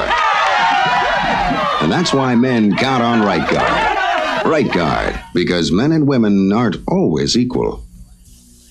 Professional tennis player Joanne Russell. Know what she finds stimulating? Stamp collecting.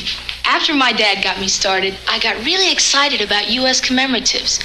There are so many colorful subjects I can collect. They're fun, they're history, they're America. I buy new stamps at the post office all the time.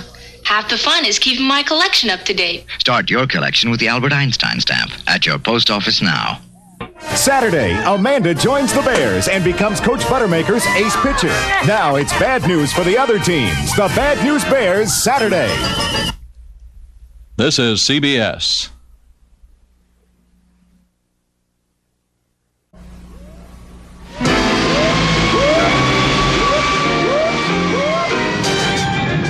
All right, we're easing back in here. Maybe turn my down just a little bit, like just your headphones. Yeah. Okay. They're a little bit too hot right now. Right there. Maybe a little bit more. That's good right there. Yeah, okay. Absolutely. That's good. That's good. All right, we're back here, guys. You're a fireman for the second half. Absolutely. They really valued the blue collar. Like, they really tried to sell these products with blue collar people. Oh, absolutely, man. You really do see how the world has elited, because like these commercials are very much like businessmen and like they're all. It's not like firemen, and cops and shit. Now, like, it's all bartenders and cops in this. And in current commercials, it's kind of just a product on a table. They don't really try and sell it to you with someone relatable. Yeah. Well, it's also because your generation is in love with irony. They have like some irony goofy thing going on, weirdly, we're in the phase now where high-profile actors will do commercials. Oh yeah. In 1979, Jack Nicholson would kick you in the balls if you asked him to do a fucking Paul commercial. Newman and shit. Yeah, absolutely. No, they did not do commercial work. Now Jimmy Fallon's doing credit card commercials. Absolutely. Like, so they don't do shit like this. We're like, let's have a blue collar guy selling a beer, because like we can just get Denzel Washington to sell this beer. And and we want to have that because it's synonymous with success. We're not. Look at this.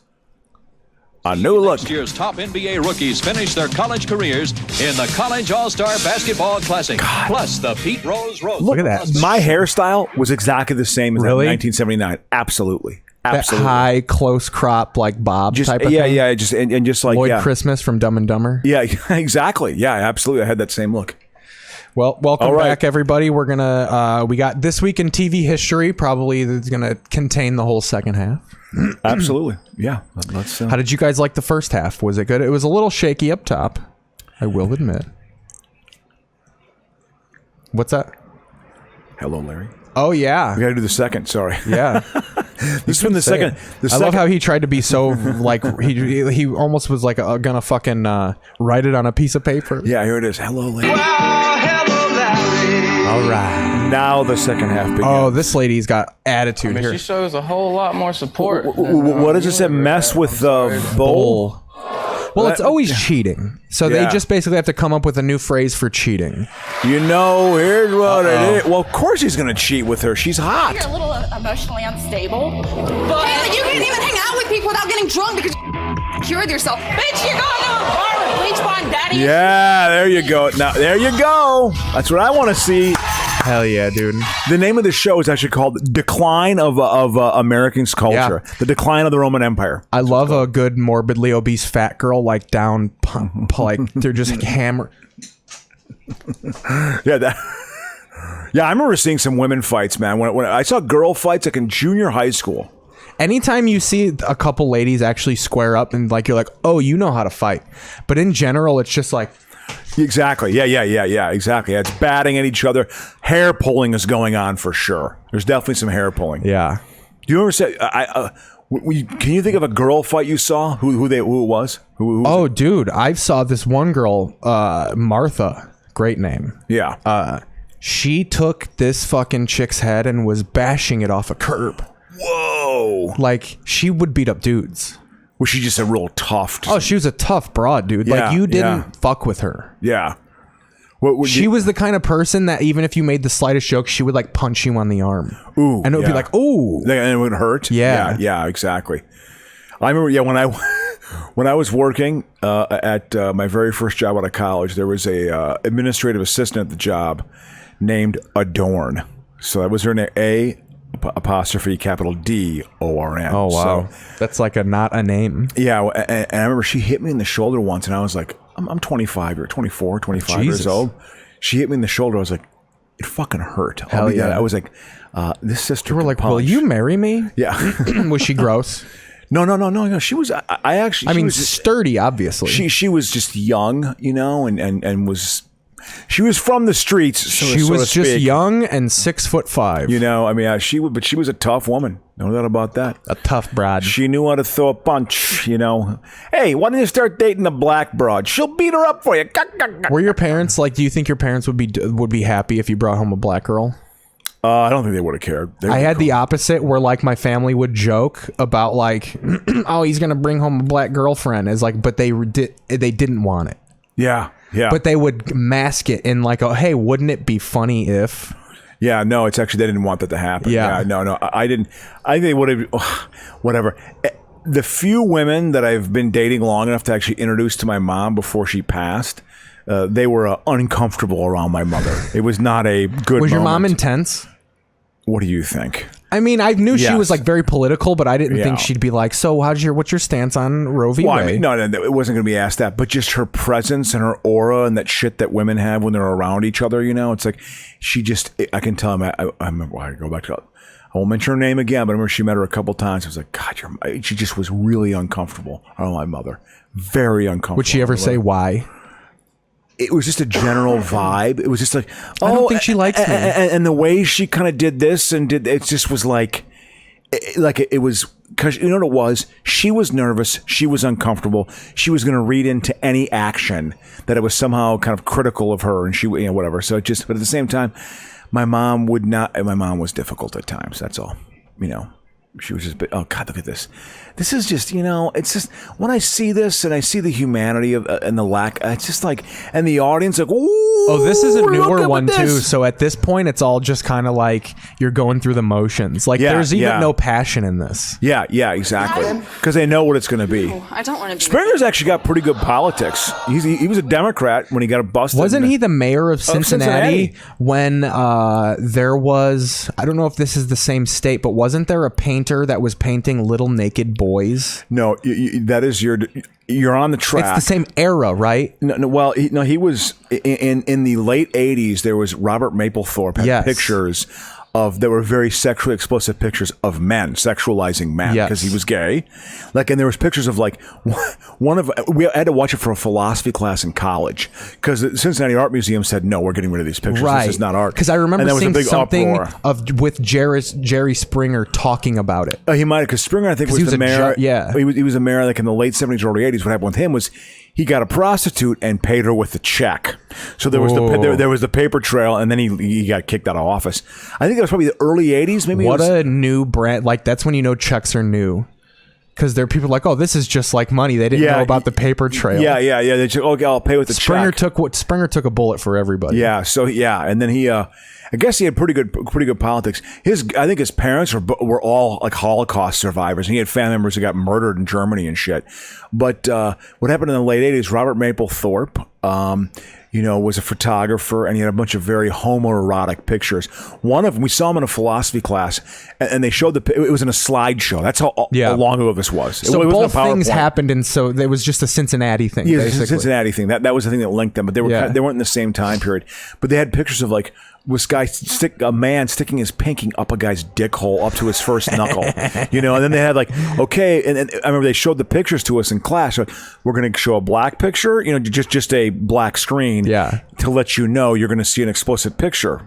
The next one's called Mr. 10.5, and it's a guy standing in a suit with his just cock out of his. And it was a Mapplethorpe. It was a giant dick, you know, Mr. 10.5, and they had like guys peeing out people's mouth and shit, you know. So it was a very, very homoerotic. And then the Cincinnati Art Museum said, yeah, we're gonna sort of this whole like censorship sort of discussion. Croce saw that dick and he was like, "This is the happiest day of my life." No, that's although Paul Lynde was saying that, I think this is the happiest day of my life, Peter Marshall. Whoa, no, it was. I remember that philosophy class was interesting. I got a big laugh from that philosophy class, you know, when it was the abortion debate, those against and those for, and the class started to participate. I remember it was weird hearing people's theories on sex. They were like, you know, half of its purpose is for procreation, right? And I just stood up and said, I heard it's when you rub your tongue on their cheek. But it was, you know, this guy said it's half its purpose is procreation. I said half of its purpose is recreation. I mean, howling laughter. That's great. Huge laugh. I love when people don't know about sex and they're just like, sex is when you press your balls up against their butt. Is that what you would hear as a kid or something? Or yeah. Wow. I think I got in trouble one time because everybody would be like, they would be kind of right, or it was just like, you know, a guy gets a boner and then he runs really hard into your mom. Runs really hard. Like it was always shit like that. Yeah. You know, they fall asleep on top of each other and then there's a baby there the next morning. Like just weird shit like that. And you said, listen, I want to let you all know this. I told my friend seen Garrett, Basic Instinct, so first, I know. I had to tell him what a virgin was. Okay. Because I said something about, she's a virgin. Yeah. And they're like, what's a virgin? And I'm like, what? And then I had to explain what sex was because I had to explain it was someone who didn't have sex. And they're like, but I graphically explained sex. I was like, hard dick goes into wet pussy. Yeah. Yeah. I didn't say pussy or dick, but I was so just how like, old were you at this point? 7, 8. Yeah. And then the little fucking tattletale, this kid's name was Garrett. He was a little asthma having fucking closed in. They didn't let him go anywhere. He had sick toys and like a Super Nintendo. Yeah. But they were just the most, I guarantee you they're Trump supporters now. Yeah, exactly. Yeah. They were living in our apartment building while they were building their own house. Oh yeah. Yeah. So like they just weren't with our lifestyle. Yeah, exactly. And anyway, and this he was little a tattle. This little puss went down. He didn't tell on me. He just went and told his mom what I just told. Like he was pumped. Yeah. Oh yeah. He learned something. Yeah. Or no, exciting. Here's how it happened. So I told him at his house, we were in his room and I was telling him all about the birds and the bees. Yeah. And then he goes, tell my mom what you told me. And he pushed me out into his living room to tell. So I just said, I told him what a virgin was. Yeah. And then they like kicked me out of their house. They got really upset. And then she came upstairs and got into it with my mom about like, I need to tell you what your son just told my son. Oh, yeah. You know what's That's good? completely inappropriate. Do you know what I like? I like the emotion of shame being around sexuality, because as if our country doesn't have bizarre sexual hangups to begin with. You know, it's like, no, what you did doesn't sound bad. It's not sick. It's like, ugh, God, I hate the fact I informed that the boy. Now that aspect of our culture is now when Garrett Corellis is fucking dudes, he knows where to put his little penis. Do you think whatever happened to him? Do you know? I don't know. He probably turned into a normal guy. Yeah. He had asthma though, bad asthma. Kid couldn't really move. Ooh, man. Okay. I think that was part of why they gave him such good toys and stuff, because like inside was his fucking thing. Yeah, exactly. Yeah, they probably felt guilty too. Oh, I'll make up for it. Oh, I feel somewhat responsible. Oh, fortunately, some man Kevin named Kellum's on my side. I was educating young boys. Exactly. I mean, that's not wrong. You know. Hey, I'm gonna have the hang-ups later in life. Yeah. I'm the one who knew about sex at 5. Yeah. Again, Basic Instinct. No porno. Ooh. I saw Basic Instinct later. I don't know if it was what was first, but I also remember my dad being like, I had a bit about this. This is on my album, where like he literally just was like, do you want to know what sex is? And then he hit play. And I saw Ron Jeremy tongue flicking a girl's hairy vagina. Like, you know, like not full on mouth eating, but like that. Where you're getting excited, you're getting to work. Yeah, The you're beans working it getting up. worked. Exactly. And he was just like, "This is how babies are born." And then I saw the whole fucking thing. Yeah, well, maybe. So my introduction to sex was pornography. Yeah, that might be a little too soon. I can tell you this much. I think I told you before. My brother had a friend whose father worked in the vice squad of our local police department. And my brother, 4.5, 5 years older than me. And I'll never forget, they did it at my house. I can hear you. I'm going to get the remote, though. Tell us. At my house, and then also at my brother's friend's house. They'd have so his father had all these 3, 5, and 7 minute stag films, like a stag film, from like the Those 60s are films and 70s. starring Amos Alonzo Stagg, the head coach of Chicago University. They're made in that era, I think. They had no sound. And you had to have like an old fucking in the Heisman Trophy pose. They literally had to have it was a reel to reel, like an old science film from like when I was in the 6th grade. And the noble gases are neon. Aragon. No, so it was that. So I remember my brother was like, "You're going to come over to my friend's place tonight." I mean, it was literally like a garbage bag. It was 30 or 40 of these stag films, and it was whatever, probably 12 to 15 or 16-year-olds with boners, I'm sure, going out, playing quarters and watching these. Hell yeah! They put a sheet up on a wall, and they're like, "Adam, you got to come watch this." Okay, yeah. They did it at my house too, and I remember watching it and being like. It was so exciting. Floored. Being excited. But at the same time, feeling like it was somewhat wrong for me to watch it. So I quit watching it and went up and did my homework. That's what I did. That was my, I did something shameful. Yeah. Oh, God, I'm 11 years old and I shouldn't see this. Woo. I went upstairs and I did my homework in the bathtub. I did my homework. But, as you know, I never watched pornography growing up. It wasn't nearly as accessible as it is now, on everyone's computer. I did not watch it. It was just not. That was also my mom. My mom being, I think I told the story here before, but my brother had like the 25-year anniversary of Playboy, which was like, I remember going to look at that. That was like finding gold or something. Oh, yeah. It was like incredible. And the 25-year anniversary, there was like hundreds of pictures. And I remember he kept it underneath his bed. And I remember my mom was looking for something one time and went under his bed, and I was looking over her shoulder and she found it, but she just kind of flipped. She was so kind of harried looking for something else. She just kind of flipped and didn't even really register. She didn't get to the nudie. She didn't register it, and I literally was like, my heart was like, she's gonna find it. She's not gonna like. I knew she wasn't gonna like it because she was second wave feminism. Yeah. She was that part of feminism that was not the cool part. It was less you knowing about sex and more like this is derogatory towards women. Exactly. This is humiliating. Yeah, towards women. Yeah, exactly. Now, how do you think she would be with like this OnlyFans culture, with women being like camming up and fucking dildoing themselves on for money?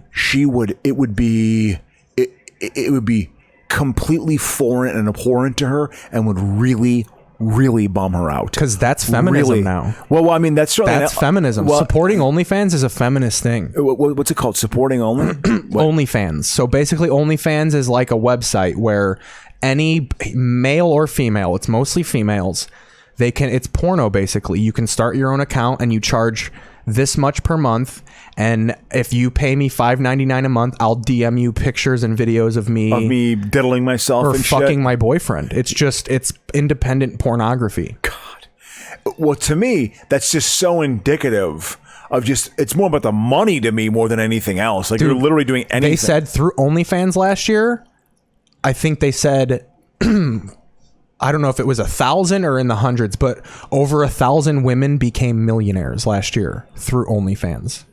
Jesus Christ! That's why it's a positive thing, because it's You like make money. empowering people. Well, I can tell you this much. That dichotomy existed back then too in second wave feminism. There's always that divide of, so there were young people who were like, no, I want to fuck my boyfriend all the time. And if I want to fuck 3 guys in a week, I'm not a whore. This is something I like to do. Yeah. That classic Your dichotomy. mother was not for that. No. You fuck your husband. No, and it's like, and he better treat you right. And she was very much on the prude side, which was not cool when I look back in retrospect. But it's like, that's what she was. Because I bet you it was confusing to you of being like, you're so on the level about so many things. Like, why don't you get this? Because it just, I think for some women, pornography is just like this foreign fucking thing they're just not into it. It's just dirty. Yeah, it's dirty. It's sick and it's dirty and it's objectifying women. And I'm sick of that. I'm sick of getting whistled at and catcalled. You know, my mom was a very pretty woman too, so I'm sure my mom got totally catcalled when she was, especially back in the early mid 70s. Hey, toots! I mean, I'm sure it happened all the time. Man. So I mean, you probably cost your mom so much dick in life because they were like, "Oh, you got a kid? Oh, you got 2 kids? Oh man, yeah, that's not gonna." But I think because my mom was so attractive, there were still men sniffing around. Trust me, you know. So. I also wonder if because your mom was so political, like feminist, like that, if she started dating dudes and they were like, and then it was like 3rd date, 4th date, 5th date, and they're just like, this girl ain't putting out. Yeah. I don't know. That's actually a good question. You know, I mean, that I just know when she got remarried, basically she got remarried and you know, and she got divorced eventually from that guy too. It was just, she just wanted someone to listen to her. Just simply to listen to her. That's literally all it was, of just like, I don't think a lot of people now really get, like, I think a lot of women back then, you were just like, no, you were just, you literally, you work in the home, you create babies, and that's really it. You raise the family. And a lot of women, I think, are very comfortable with that. And I'm not trying to look down on that, but she wanted more, obviously. Oh, what's this? Crow, this is a perfect representation of male versus feminist power right now. Look how tiny and pink-haired that guy is, and look how giant that lady is. I don't get that's the sexual power. Like, that's how it's flipped. 20 years ago, that would be a big linebacker guy, like dominating on his big, tiny wife. And now you have this pussy. You have these pussy ass nerd guys with their acoustic guitars and their pink hair, and their giant girlfriends are coming on Jerry Springer and pounding them into the ground like railroad spikes. I'm not saying it's good or bad. I'm just saying it's what it is. That's what it is. Yeah. But there's definitely a segment to that, or whatever, a niche of that. No, I could see that. Absolutely. You know, it's, well, there's always, did you ever heard of R. Crumb? You ever heard of R. Crumb? Yeah. He was a cartoon guy. And I saw a documentary on him, and he was one of these guys who, it was kind of like Russ Meyer. He liked really busty, large women. He was kind of this sinewy, rail thin guy who liked like women giving him piggyback rides and shit. You know, it's like I think he had some really kind of odd fetishes. You know.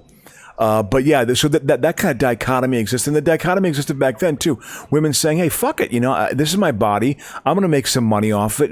My mom would be extremely judgmental about that. Extreme, like, no, you are internalizing sexism. You don't know what you're talking about. Yeah. I mean, she would have been very judgmental of that. She would not. She'd probably see it as like, this is the patriarchy brainwashing you into thinking that this is a good thing. Yeah. Absolutely. That was the nail on the head. You know, it's just like, no, you know, something. The fact is, some women, they just like to fuck, you know, and that's what it is. It's not a bad thing. You know, it's so that was put on Fury. That's actually one of the best World War II movies I've seen. Really? Yeah, I really like. Have you ever seen this? No. Oh, it's with Pitt. It's actually a pretty. This is good a good movie. thing to put on for history. Yeah. For the TV history. If you want, I mean, I think you would like this. Oh yeah, Crow Bailey brings up I don't know if you should watch this. He says, don't watch Tickled. Have you ever seen Tickled? Tickled is a documentary about people who get off on being like tickled. Sexual pleasure. Yeah. That'd be a little bit odd. Yeah. I could watch. I mean, I could handle it. I can handle this shit. I'm just saying, it's just. Well, and it's even transcended into weirder things, like ASMR is a thing. Which is what? Like ASMR is basically an entire YouTube channel of people doing this. I'm scratching. Like their bodies in some way, or it's just sensation sounds. They'll take a chip bag and crinkle it for an hour, and just soft waves crashing on the beach. Listen to it. It's supposed to but some people like it makes them come. God, I don't know, man. Things have gotten weird. For me, it was just a very big deal, and I'll admit this. I'm not ashamed of it. But when I actually started to watch pornography, and I'm not a big porn guy, but I watch it every once in a while.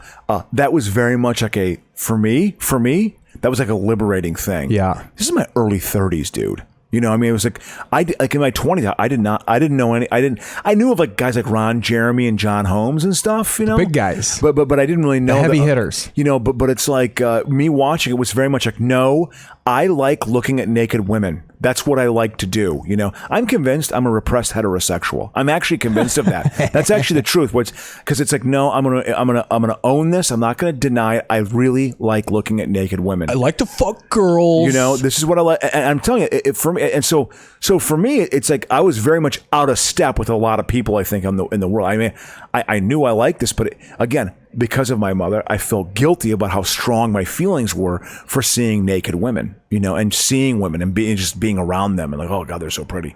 You know, it's just worse. So for me, pornography actually helped with that, I think. I honestly believe that. I truly do. All right. I don't think it's unhealthy at all. You ready for some? It does. I used to think you would become an addict to it. I think some people do. Oh, no, you can. I have issues with it. But I honestly, it's. Do you want to know what my issues with porn are now? I'm curious. It's all amateur. So like, it's not like it's. You're not going to see Nicole Aniston or some famous. No, you're seeing like regular people that are just uploading their fuck tapes. Okay, yeah. And it's easy to get addicted to that. And then when you're in a real sexual situation, you're just like, well, this isn't like the voyeur aspect of it is way more intense. Where you're like, it's almost just watching like it from you're. Afar, Oh my God, like this is how you can be a peeping Tom without being a peeping Tom. Yeah. Interesting. Yeah. Like I think it's way more volatile now. Where like it's all fucking just like, oh, I found a phone and these were the pictures on it and they uploaded on the fucking thing. Yeah, I mean, I tell you what, it's become so like our society. It's become so niched out. Everything is such a niche that you can sort of find it. You know, anyone find your own little twisted. Do you thing. know what I've been seeing on sites that when I do look at the porn? Yeah, there's been a lot of videos of people being like. My best friend's mom, I'm fucking my best friend's mom now. And it'll be like text threads of like texting with this old lady and like all like the sexting they do and shit. Okay, you see, I Roman Empire, man. It's Roman Empire crumbling, dude. It'll be like, I'm fucking my best friend's mom and shit like that. It's all this weird, like, my stepsister snuck into my room and fucking didn't know my phone was recording type shit, which is usually fake, but like that's how they're trying to lure people in. Yeah. Right now in Fury, this is their new tank driver who got hired on by this veteran crew. He stunk tank up real loud. It's true. Yeah, here's Pitt's the leader of the tank. You boys need cigarettes? He hasn't. The young kid hasn't toughened up yet. Look at the silent power. Yeah. I haven't seen you eat anything all day. Make sure you get something to eat. Get something to eat. Smoke a pack of cigarettes. Yeah. He's very much like a man of few words. Let's get some cigarettes in you boys. Yeah. Back then, dude, it's funny. My third stepfather, my mom's. Or second stepfather, my mom's third husband, my second stepfather. They couldn't handle your mom, huh? He was in the Second World War. She married for money the third time. Hell yeah, dude. And he was 19 years older than her, so I'm sure he was psyched. But he was in the Second World War in the Pacific Theater, and he just said like when he watches World War II movies of this era, like Pearl Harbor, he's like no one's smoking. Like literally, everyone smoked back then. Everyone smoked. Yeah, that's a good shot. That's a good picture. They show like all the bombing going on. Like literally, it was just. Oh, that's a green screen. That's a good shot. Yeah, that's a good shot right there. That's a good shot right there. All the bombing going on. Those are all the planes going to bomb Germany. At the end of the war, they literally had planes. They had 20 miles of plane. They had a convoy up in the air of 20 miles of airplane to bomb Germany. It was like thousands of airplanes. Like it was like, we are going to put your ass down. Like the last 6 months of the war was just the absolute sledgehammer, you know? And then they also invaded too. This is them invading in Germany. Yeah, Bailey says we need to get cigarettes, donuts, and steaks into these men. Well, absolutely, and Superman man. comics. Read your Superman comics. They love, and this is another thing too. Yeah, my great aunt told me though this. You'd eat horse meat all the time at the end of the war. Dead horses and shit. You're like, I gotta get some food in me. Look at that. I'm sure we got some Jewish people hanging from poles here. Oh no. This is what the SS did to Germans who were actually pro-Jew. Well, no, who just didn't want to fight anymore. They just. You know what I found out yesterday? Do you know what a mouth harp is? No, a mouth harp is a thing you put in your mouth and it goes. Yeah, I know what it is. That's called a Jew's harp. Really? That's actually called a Jew's harp. What'd you hear? Did you see the that Wikipedia article next to the Mario Cuomo or next to the Andrew Cuomo? I'm not a pervert. I'm just Italian. I thought that was real for a while. Uh-oh, we got things happening. I'm going to show everybody that this is real, and then we'll slide into this week in TV history after this. This has been a phenomenal second half. Yeah, this Fury is good, man. Seriously, check it out. Jew's harp. Wow. The Jew's harp, also known as the jaw harp, Vargan, mouth harp, Jewgaw, Goombard, Comus, Ozark harp, Gallican harp. For those of you who think that the song, I think not Magic Bus, but there's a Who song. Yeah. It's hillbilly shit. Yeah.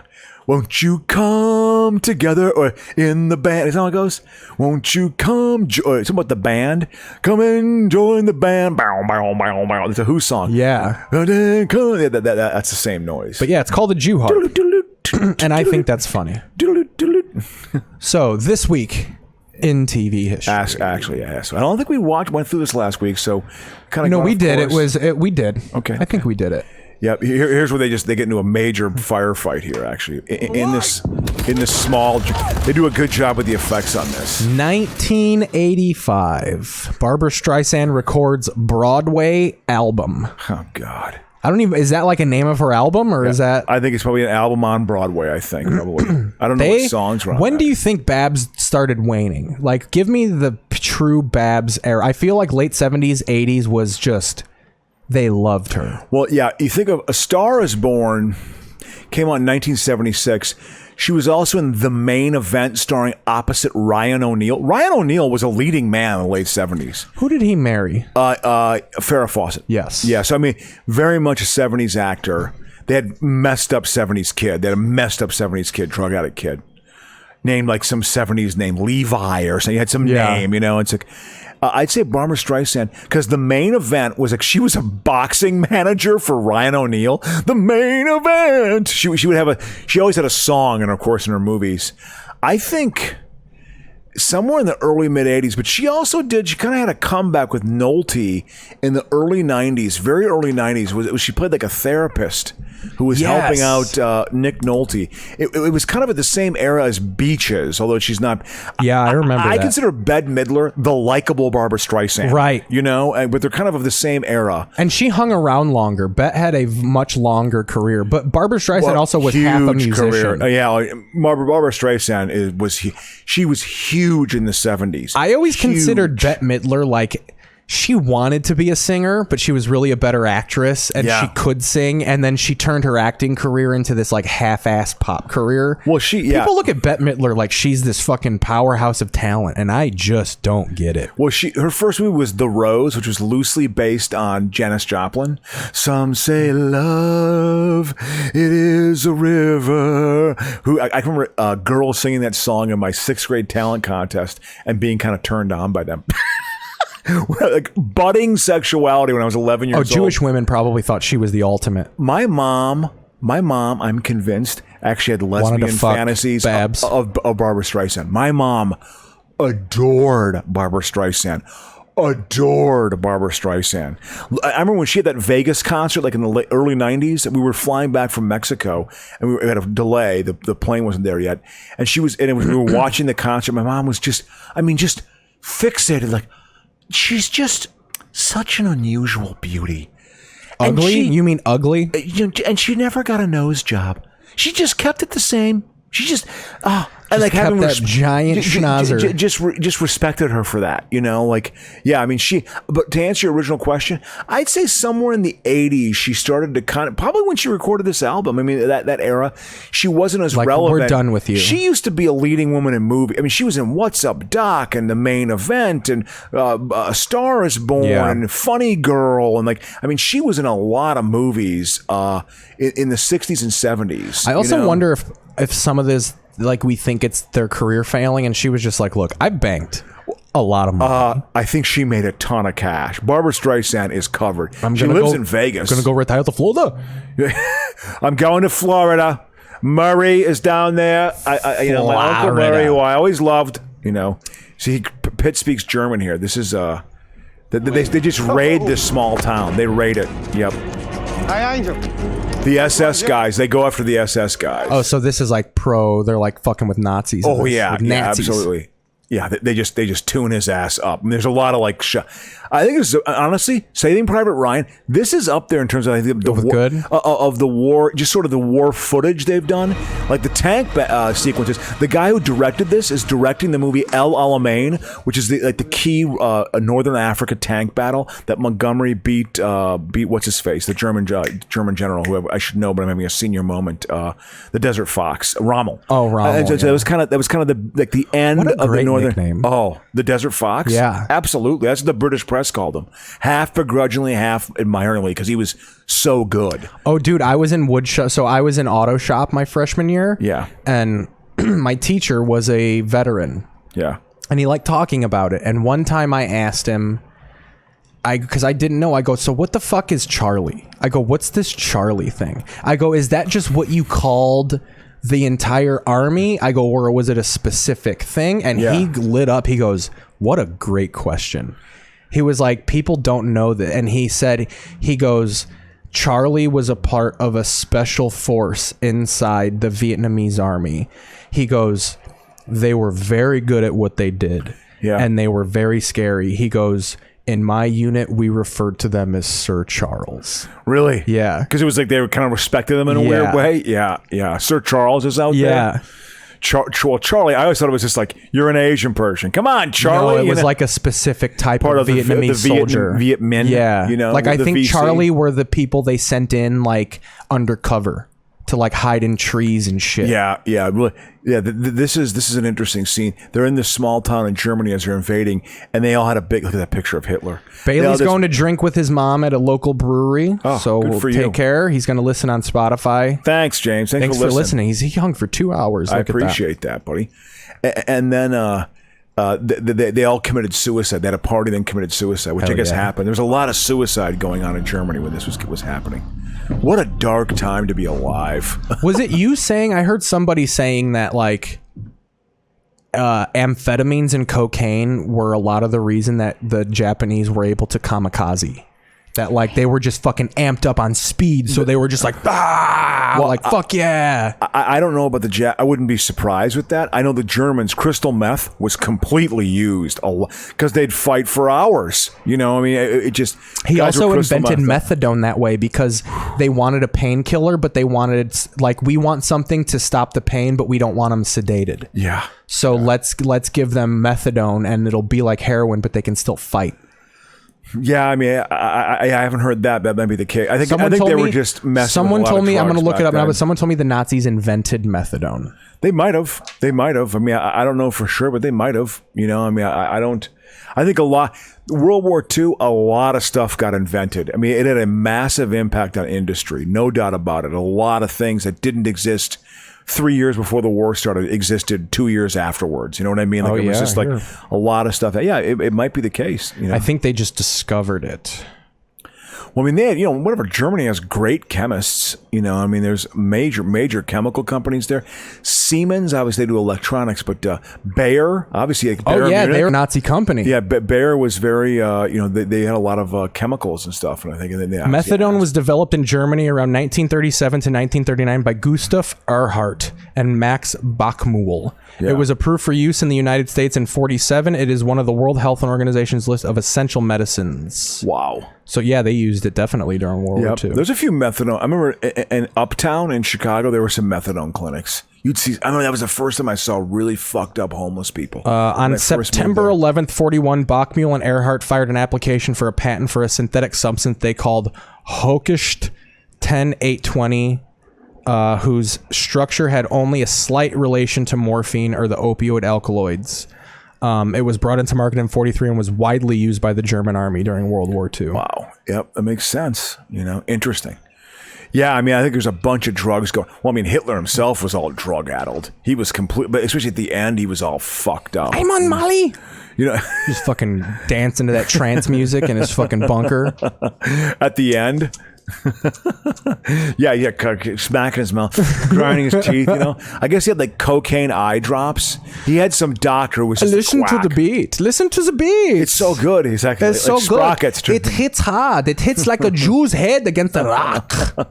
Yeah, man. Yeah, what What a crazy! I guess the end of those last like couple days in the bunker were just like they knew it was over. Obviously, it was probably embarrassing watching it. I mean, yeah, and just the downfall of a man. And I guess it just like it was dank and stunk and stuff. Down, he was in the bunker. He's down there putting on one-man shows.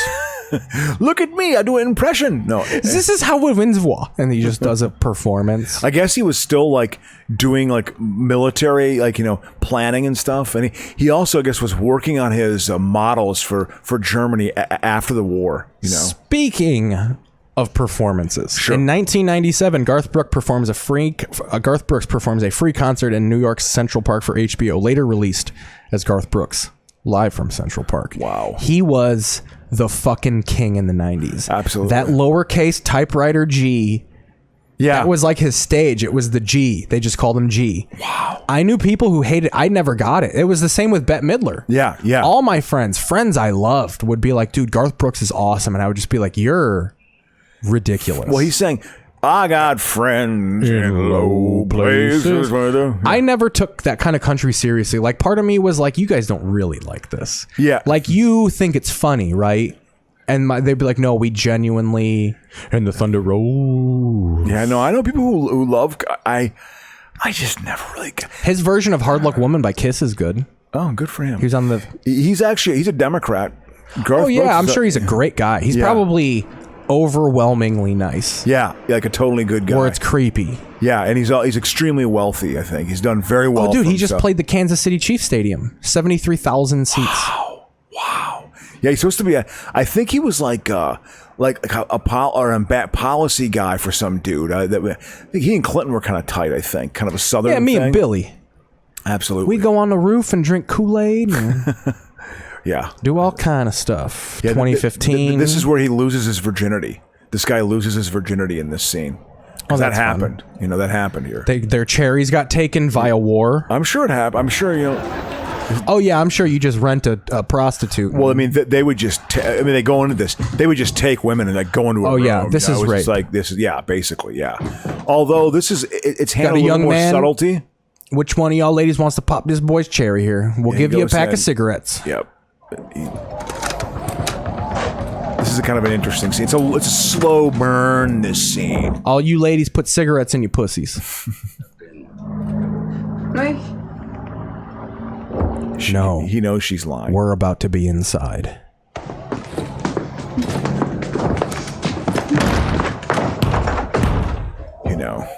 Yeah, because they're all whooping it up outside. Like, you're an attractive little Nazi, aren't you? Yeah, I sort of... Yeah, I mean, he's, they're a bunch of... just kind of what they turn into. I'm telling you, you'd like this movie. The tank battle sequences are pretty solid. Again, the same director who did this is doing the movie El Alamein, which I wonder when that's going to come out. I'm definitely going to see it. There's no doubt about it. Because I'm such a World War II nerd. Although Austin Frelds, man, he puts me to shame, man. He puts me to... I mean, I'm like, that guy makes models and stuff. I mean... he's knowledgeable about it, man. Good for him. I'm texting. It was a browser. You see that they hid the young, cute woman underneath the bed. They hid her.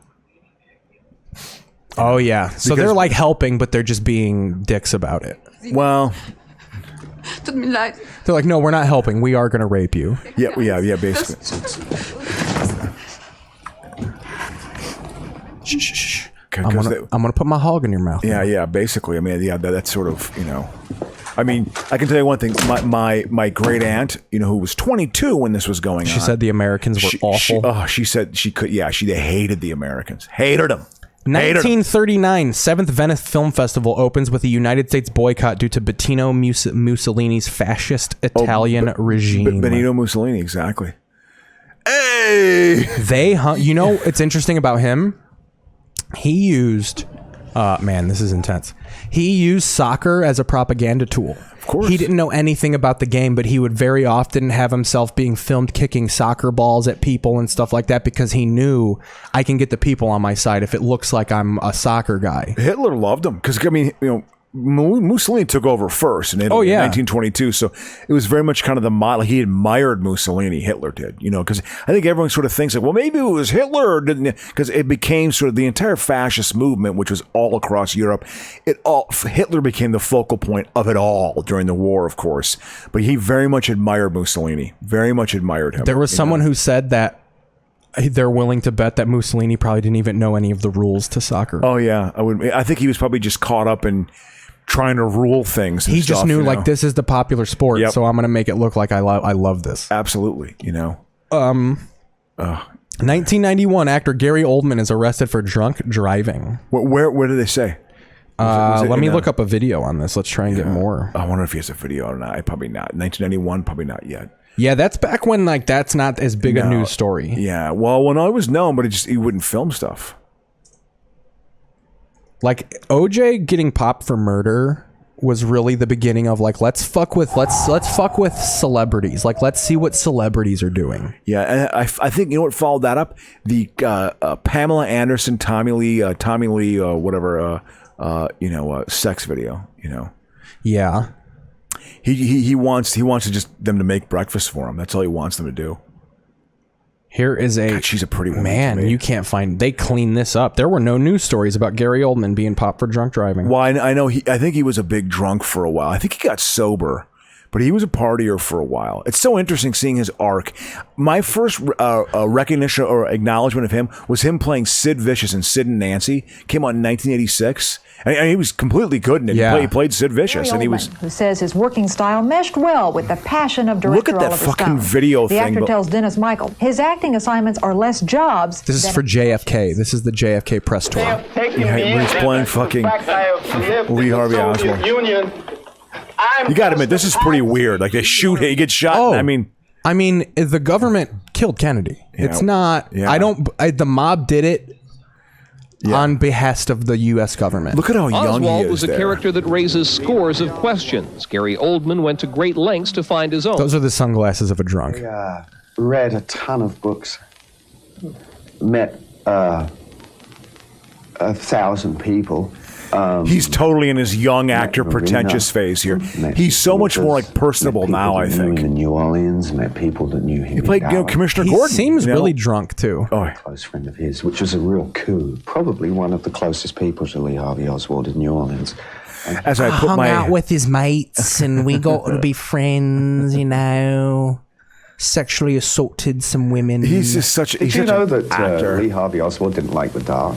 Did you know that every morning Lee Harvey Oswald used to eat an ice cream cone? Did you know that he couldn't stand people who he couldn't predict? He didn't like physical labor too much. Physical labor. All sorts of little things. You just find out interesting things that you use. He didn't. He couldn't see the color blue. Yeah, this movie is. I remember thinking it was like so deep when it first came out. Well, doesn't Oliver Stone put forth his own? He says there's a third shooter. He has right? his own theories. It's all through it. Like there's like a third guy in front. The right? triangulation. Yeah, perhaps the grassy knoll. Well, no, but there was another one. It's Oswald the grassy knoll, and then some people say there was a guy on the bridge ahead of it because they say if you actually see it, the bullet wound. If it comes from the front, it's logical. Why? That's why his head, and when his head got blown off back here, as opposed to the front of his head, Yeah. I personally think Lee Harvey Oswald acted alone. I think he acted alone, but I think he did it for the mob ordered the hit. Like I don't think it was a random He did it. He pulled the trigger. He's I think he definitely did it, and I think it was a magic bullet. He was just that good at what he did. Yeah. But I don't think it was like he acted alone.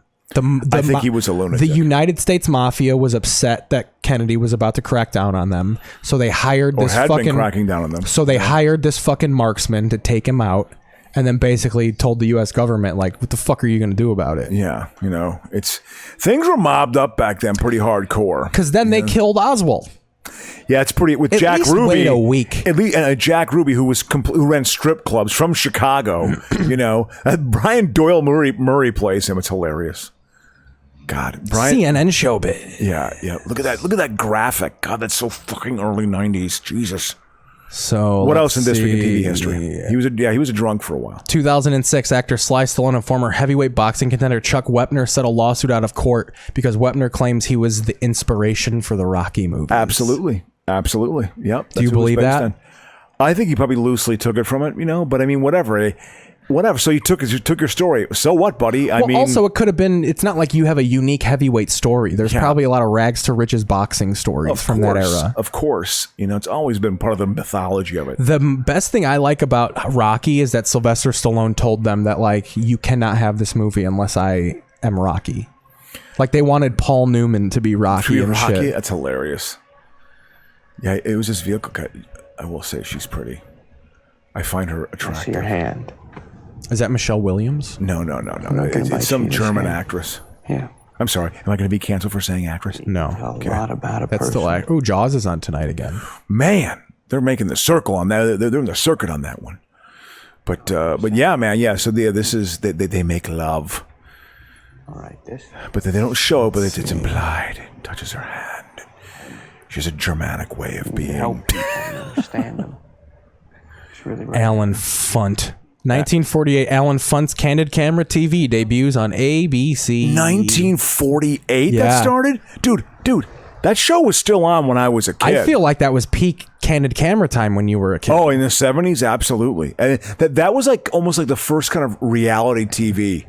They do like a Candid Camera of some guys, people combing their hair like in a one-way mirror, and like people get a kick out of it, And I remember Candid Camera, like Alan Funt. If you went to the Comedy Store in 1976, Funt was there. You're going to hear Funt jokes. You're going to hear Howard Cosell impressions and Alan Funt. Hey, it's like an episode of Candid Camera. Oh, like that would be like a line you have to a joke. I'll kick her right in a Funt. Look, I mean, she's a pretty woman. We're they about to sex up here? Yeah, they are. Do you mind if I stroke you up? Don't mind. Do you mind if I stroke? I'm gonna have. Here's my bratwurst. That's something I never. The close-up lip camera kiss.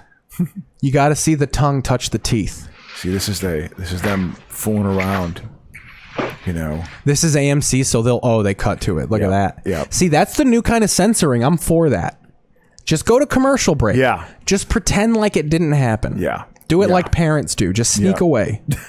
God. Sneak away. Do it while your children sleep. Yeah. And then they wake up in the middle of the night and they hear your mom having an orgasm. And you're just like, what the fuck is going on? I remember walking in on my mom and my stepfather humping. I heard my knock next time. I heard my stepdad and my mom fucking, and I didn't realize they were having sex until years later, but he was loud, dude. Really? They were both really loud. To where I was like, why would you think this wouldn't wake us up? Just like, No, he was like thrusting. Like I heard him thrusting. Like he. That's probably part of the reason. He was all like copped out, like he's going to do hard sex on her. Well, and she was like 18 years younger, so he was probably like, I'm putting the moves on this young hottie. They split up though eventually too. Oh yeah, right? Yeah. Oh yeah. Is your mom been remarried again? No, she's got boyfriends though. She's moving to the East Coast, and I think it's to be with some young hunk that she's like messing around with. She's moving, huh? Years from now. She put in her 3 years at her job. Wow. She's retiring in 3 years. How old is she? She was born in 65, so... She's 4 years older than me. That's right. I think about that. Like, if I would have stuck it out at the city, I could be retiring soon, but I'm sorry. I would not have been a happy human being. I just wouldn't have been happy. You're not saying I'm necessarily happy right now, but I'm happy. But you'd be making a lot of money. Oh, yeah, and I'd have a pension lined up. Do you think that would have changed your political stances if you you're like, I have about $2.7 million saved up? No, I wouldn't have that much money, but I would have over $1 million. But I don't know. Do you know what that money could do with this podcast? No, I'm just kidding.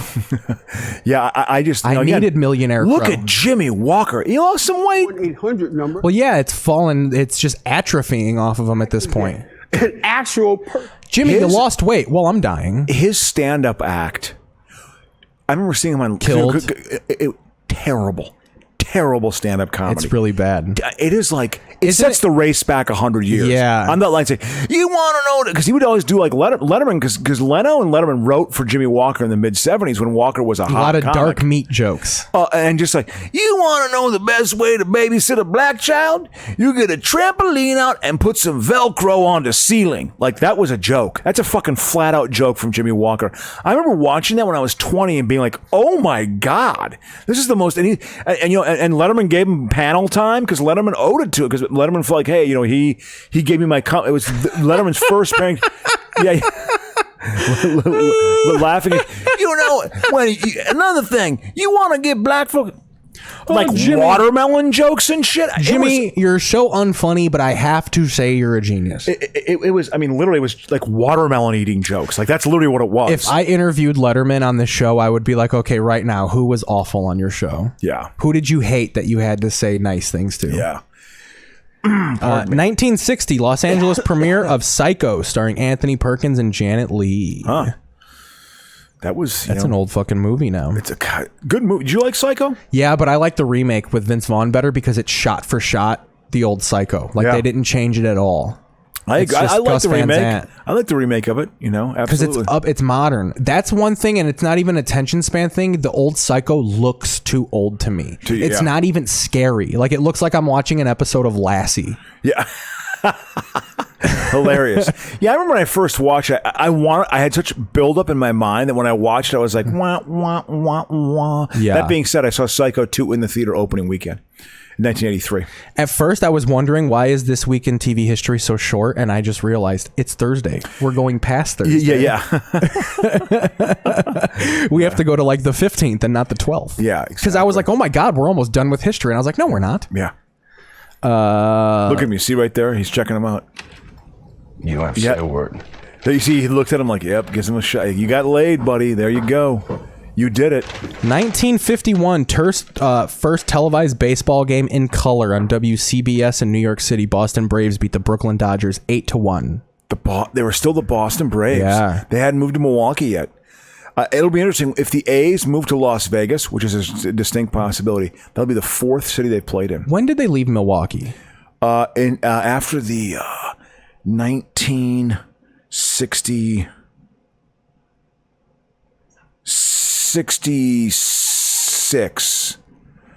I think 65 or 66 was 66 was the first year, because obviously Aaron hit the home run when he played for the Atlanta Braves in 74. But he was a Milwaukee Braver. And the Atlanta Braves won when it became not just two leagues, it became two divisions.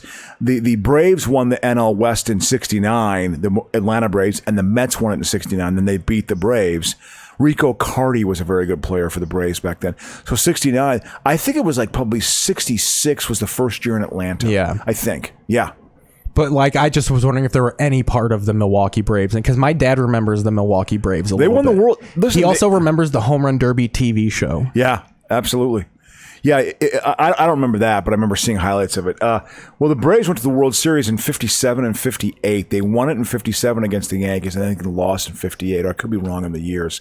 But yeah, the Braves won it in 57. They also had Eddie Matthews, who also hit 500 home runs. It was Eddie Matthews and Hank Aaron, two guys who hit 500 home runs. Oh, yeah. Batted back to back.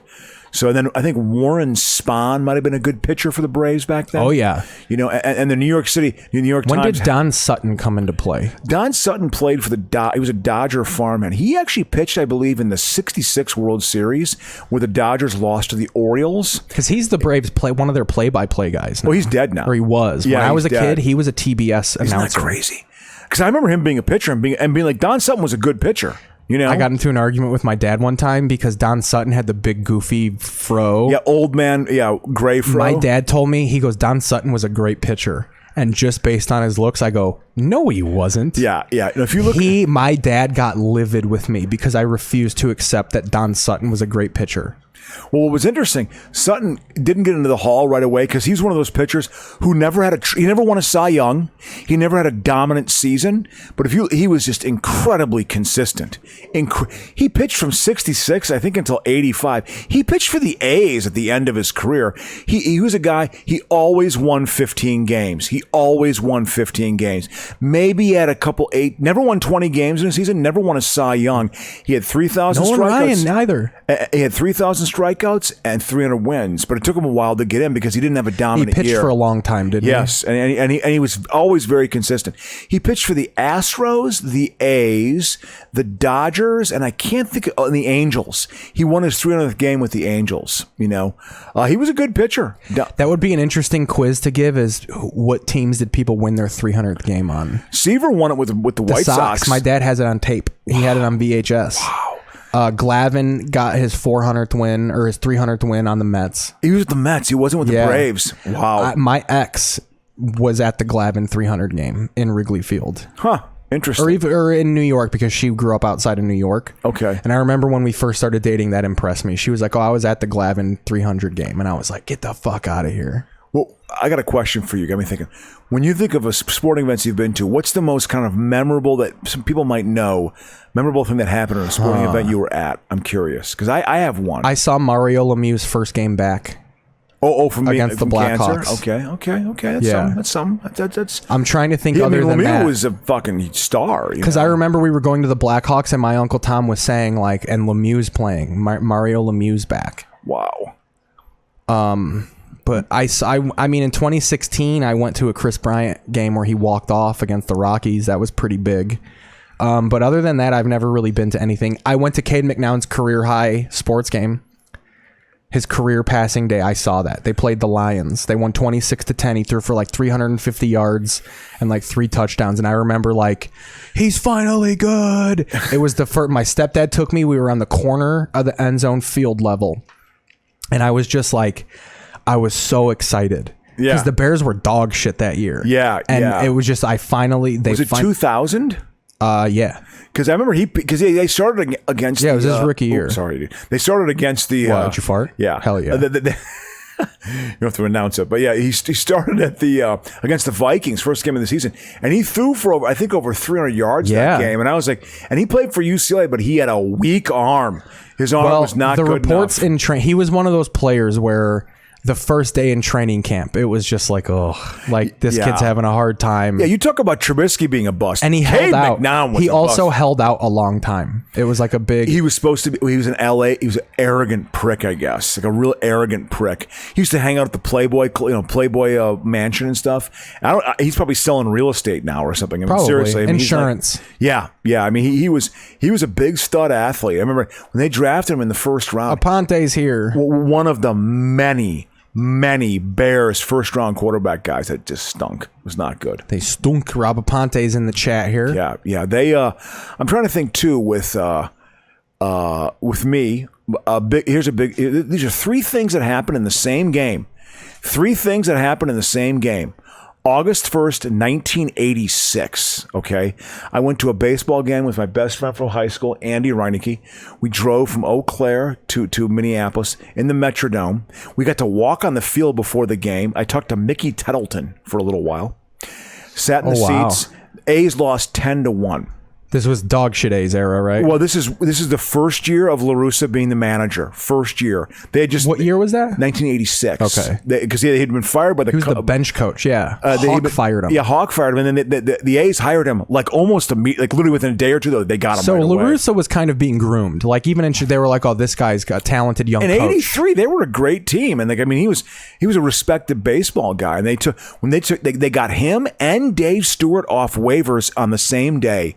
And Dave Stewart, I remember he pitched on Monday Night Baseball against the Red Sox. Dave Kingman had a home run, and they stunk that year. And then Stewart didn't miss a start for 5 years. He didn't miss a start for 5 years. That's when he had that 20 game, 20 wins. He pitched like 50 games a year. Yeah, I mean, he was a totally good number one. Was there ever good number one because of how much he pitched? Was Dave Stewart ever in the question of like he might win 30 games? No. They had a 5-man rotation. The 5-man rotation started happening by the 80s and stuff. The 4-man rotation had gone out by that time. So he was never going to win 30 games. He won 20 to 22 max. Never won a Cy Young. Had 4 straight years winning 20 games or more. Anyway, so that baseball game, can I say what happened? Yeah. Burt Blyleven got his 3,000 strikeout. He pitched until like 94. Yeah, he got his 3,000 strikeout. He struck out 15 A's, and Kirby Puckett hit the cycle. A young Kirby Puckett all in the same too, game. Yeah, I fucking hated Kirby Puckett because he was so tiny and unassuming. Because the Twins were the only team that could compete with the A's back, in the late 80s, early 90s. They fucking outed you guys. Like they were the only team that could actually. And they won 2 Worlds. They won one in 87 and 91. And it was probably like 2-1 games. He's out. They would pitch 15 innings. Well, in 87, it's because the way they had it. Okay, the American League is going to have the home field advantage this year. The Twins on the road, the year they won the World Series in 87, they were 29-53. That is a dog shit road record. They had Kirby Puckett, Tom Bernansky and Kent Herbeck, so they had some hitters, and Gary Gaetti. Their pitching staff was Frank Viola, Blyleven, and Jeff Reardon, and that was fucking it, man. They literally had 3 pitchers. They had 3 fucking pitchers. But because of the short series, and they got home field advantage, they beat the Cardinals, who everyone was hurt on the Cardinals. Vince Coleman was hurt on the Cardinals. Jack Clark was hurt on the Cardinals, and it took them 7 games to beat them.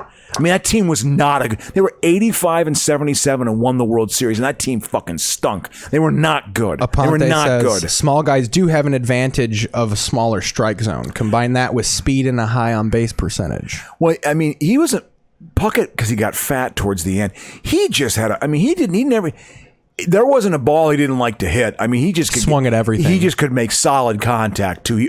He got the fat part of that bat on the ball all the fucking time. I saw him hit so many home runs against the A's. So a friend of mine hated him. John Eide. You remember Eide, right? Oh, yeah, absolutely. He went to the Kirby Puckett game, the 91 Twins where he hit the home run. Yeah, in Game 6. Yeah.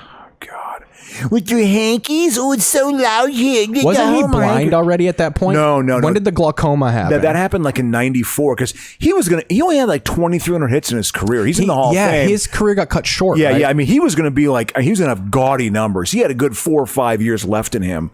And then he got glaucoma. How many home runs did he hit? I think he hit like somewhere like maybe 300. So he would have hit close to 5. Yeah, I think he could have gotten close to 5. I think he had 300 home runs, maybe 286.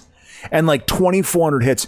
But the dude, if you look at his 162 game average, I mean, he had gaudy numbers. He had 2,304 hits. What did I say? 1,085 RBIs. He had 207 home runs. 207. I overestimated. 134 stolen bases.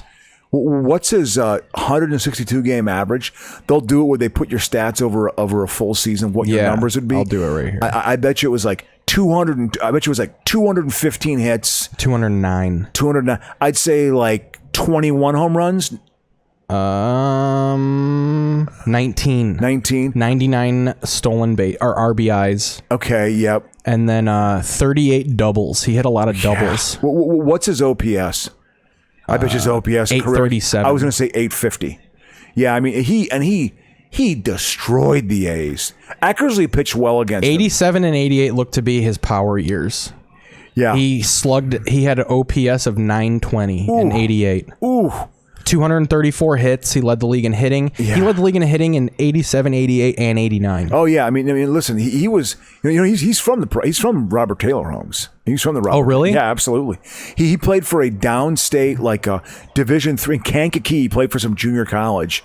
I have a relative through marriage who played baseball with him at that community college. Do we know why Kirby Puckett got fat? They're asking in the chat. Age. I think it's just age. I think Kirby liked to eat. I don't know if he had the most. Part of me wonders if those baseball players think that like their skills are their skills and it doesn't matter what the body is. Yeah, because guys were fat back. You know who they compared him to? Hack Wilson, that famous Cub. And I wonder because of personality too, of like he's a gruff guy. Yeah. Well, Kirby, he was revered in Minnesota, but it came out later in his career. He abused women. He was dicking a lot of white women too. Yeah, like he was. He would smack them around too. I don't know, but he was revered. I think way later in life, like the 2000s, he got popped for domestic abuse. Let me check into that. When he died, I think he weighed close to 400 pounds. Yeah, I'm being dead serious. I think people don't forget how disgraced his life ended. It ended on a real sour note because he was revered. I mean, he honestly, Cal Ripken was probably the most famous baseball player maybe at that time, sort of. Ripken, a couple other guys. Puckett was in the discussion. He's in the top 5 or 10 without a doubt. Okay, yeah. Here we go. In March 17, 2003, columnist George Dorman wrote an article entitled "The Rise and Fall of Kirby Puckett." The article documented Puckett's alleged indiscretions and contrasted his private image with his much revered public image. Yeah. Specifically, the article stated that Puckett had extramarital relationships with several women, and that a female Minnesota Twins employee had obtained a financial settlement following a claim that Puckett had sexually harassed her. The article added Tanya Puckett had called the police on December 2001 to report that Puckett had threatened to kill her. Withdrawing from the Twins organization and from friends, Puckett moved to Scottsdale, Arizona in the winter of 2003 with his fiancée Jody Olson and her son Cameron. Those who did not see him become concerned about Puckett's weight, with estimates putting it over 300 pounds. However, there was also optimism with the news that Puckett planned to marry Olson. Yeah, he was. I think he was like 5'6", over 300 That's pounds. huge. That's a bowling ball. Yeah, I mean, he was did he die in 2006? Yes. Suffered a massive hemorrhagic stroke at the home he shared with Olson. You know what I want to hear? Hemorrhagic stroke. I want to hear Donald Trump. Hemorrhagic stroke. I want to hear that put together. That's what I want to hear. Yeah, but he's more Donald Trump. The problem with his health is he's a little bit more. His frame can handle the weight a little bit more. He's like 6'5". He's as tall as me. He's 6'4". He can be 300 pounds. Yeah, like that's not. Yeah, even what you have to get certain glimpses at Trump to know how fat he is. Like he wears it well. Well, because he always has dark suits on. Yeah, too. But when you see him, he's got golf a big, shots. fat. When he wears ass. tan pants, he's got no definition on his body. He's just a big lump. Yeah. Like he's got. It's just. Like a big midsection. He's like Charlie Weiss. What I mean, he's got a big like cock belly, whatever, frupa. But he's also, I mean, right? Doesn't Trump supposedly eats like it's only McDonald's? He only eats fast food. Period. Jesus Christ, God. How can you do that? What is your shit like? Oh my God, that's disgusting. If I eat fast food now, Keith, it's literally like eating, I don't know, Drano to me. Or it's just like, I mean, it explodes out of me because it's so gross. Kirby Anyway. Puckett's autopsy was recorded as a cerebral hemorrhage due to hypertension. Yeah. Puckett died at the second youngest age of any Hall of Famer inducted while living, and the youngest to die after being inducted in the modern era after the 5-season waiting period. How old was he? Let's see. I'm going to guess. He's probably 42. He's 45. Wow. He had like a 80-year life in 45 years. Yeah. Like you read through his Wikipedia and it's like he had a full... Yeah. Usually you don't get to become a prominent baseball person. An injury ends your career. You then become very fat and start abusing women. Yep. And then you finally settle down with one and you die of a hemorrhage. That's usually the totality of this was 45 years. Here's how this scene ends. You see this? You see this? You think you are, huh? Yep. I just raped that girl. Wait, yeah, she's dead. There was some incoming fucking, Oh no, I fucked a dead chick. Yeah, man. No, this is honestly. I think you'd like this. I think you'd like this movie. Oh no, it looks good. I mean, it's got some moments, and I'm not saying it's great, but it's a pretty good World War II movie. You know, the gold standard is Saving Private Ryan. Oh, absolutely. Gold standard is private. But this movie is it's one of the top. One of my top 10. We're really going to get into something from your era. I'm probably going to show the trailer for this. 1973, American Graffiti, directed by George Lucas, opens in cinemas. You know, I got to be honest. I was too young for that. Oh yeah, you were 3. I was 4. You know, my father loved that movie. He loved it. Because he's probably a car guy. Absolutely, and it was late. It was early '60s, late '50s California drag racing and shit, like that whole culture. I feel like Mexican folks are still really into that culture. Oh yeah, the cholo shit. Yeah, they're more like the lowrider aspect. Of it. Yeah, exactly. And kind of, I find that kind of interesting. Harrison Ford's in that, right? Absolutely. He's with Mackenzie Phillips. Oh my God, and Dreyfus. Oh yeah, Dreyfus is in this. Ron Howard's in it. Oh yeah. I mean, this movie. I think it took Lucas like a month to film. It was 28 days. When you look at this, it's like, oh, gee, where did Grease get its ideas? Well, and 2, I think this showed people that George Lucas can be an efficient director. Oh yeah. I think he got Star Wars based on the idea. Well, like he made American Graffiti under budget. Well, I think they said too. I mean, had he not done American Graffiti, he never would have done Star Wars. It just wouldn't have happened. That was probably really racy. That's like bare legs. That sex scene. Yeah. But it's also, it's American nostalgia. It's always had it, you know. In 1973, everyone was all hippied out and like, you know, David Bowie and shit, you know. And then it's like, okay. What did you say? Someone wants me. Someone roaming the streets wants me. I bet you're smart enough to get us some brew. Yeah. This is him. That dude. That dude was he Ballpoint pen. He was a character actor kind of that era. An ID for the liquor? Not. I left it in the car. You'll have to get it. Oh, I know who that guy is. I also. He ended up being bald. Yeah. He was in Starman with fucking Karen Allen. Yeah, I think so. Yeah, good pull on that one. Starman's great. There's Drive. You ever get tired of going steady with somebody that ain't around? I'm up for grabs.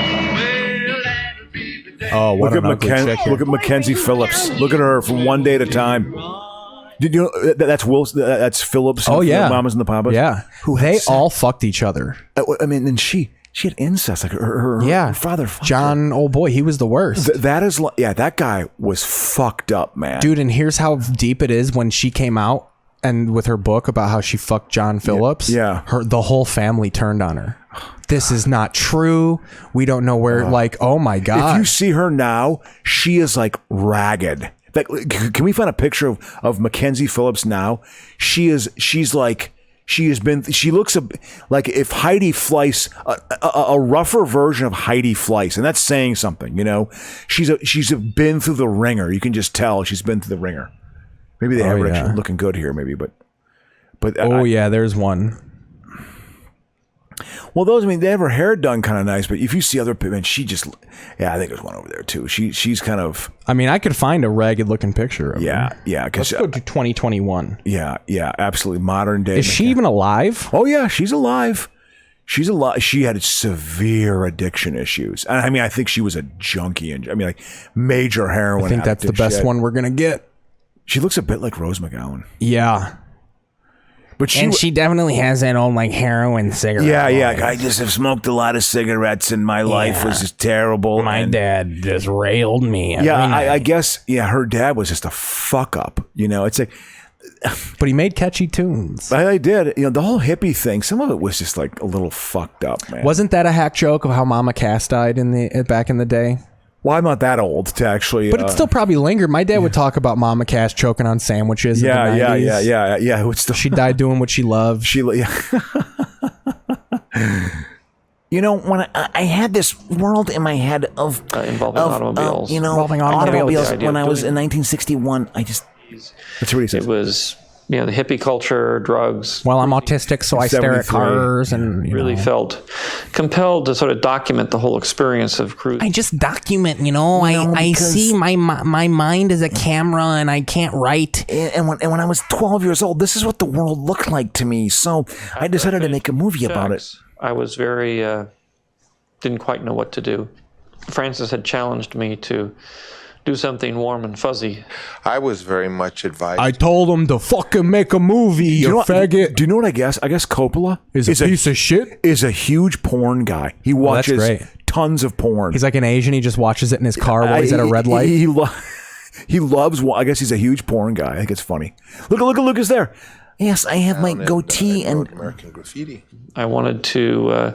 I really wanted to have sex with a girl. Is that really the drive of the movie? The problem is that I haven't. And I was 26 years old and I hadn't had sex yet, and I was like, I have to get my cherry popped. So I thought, well, if I become a director in a major Hollywood movie, that might give me a chance to actually have sex for the first time.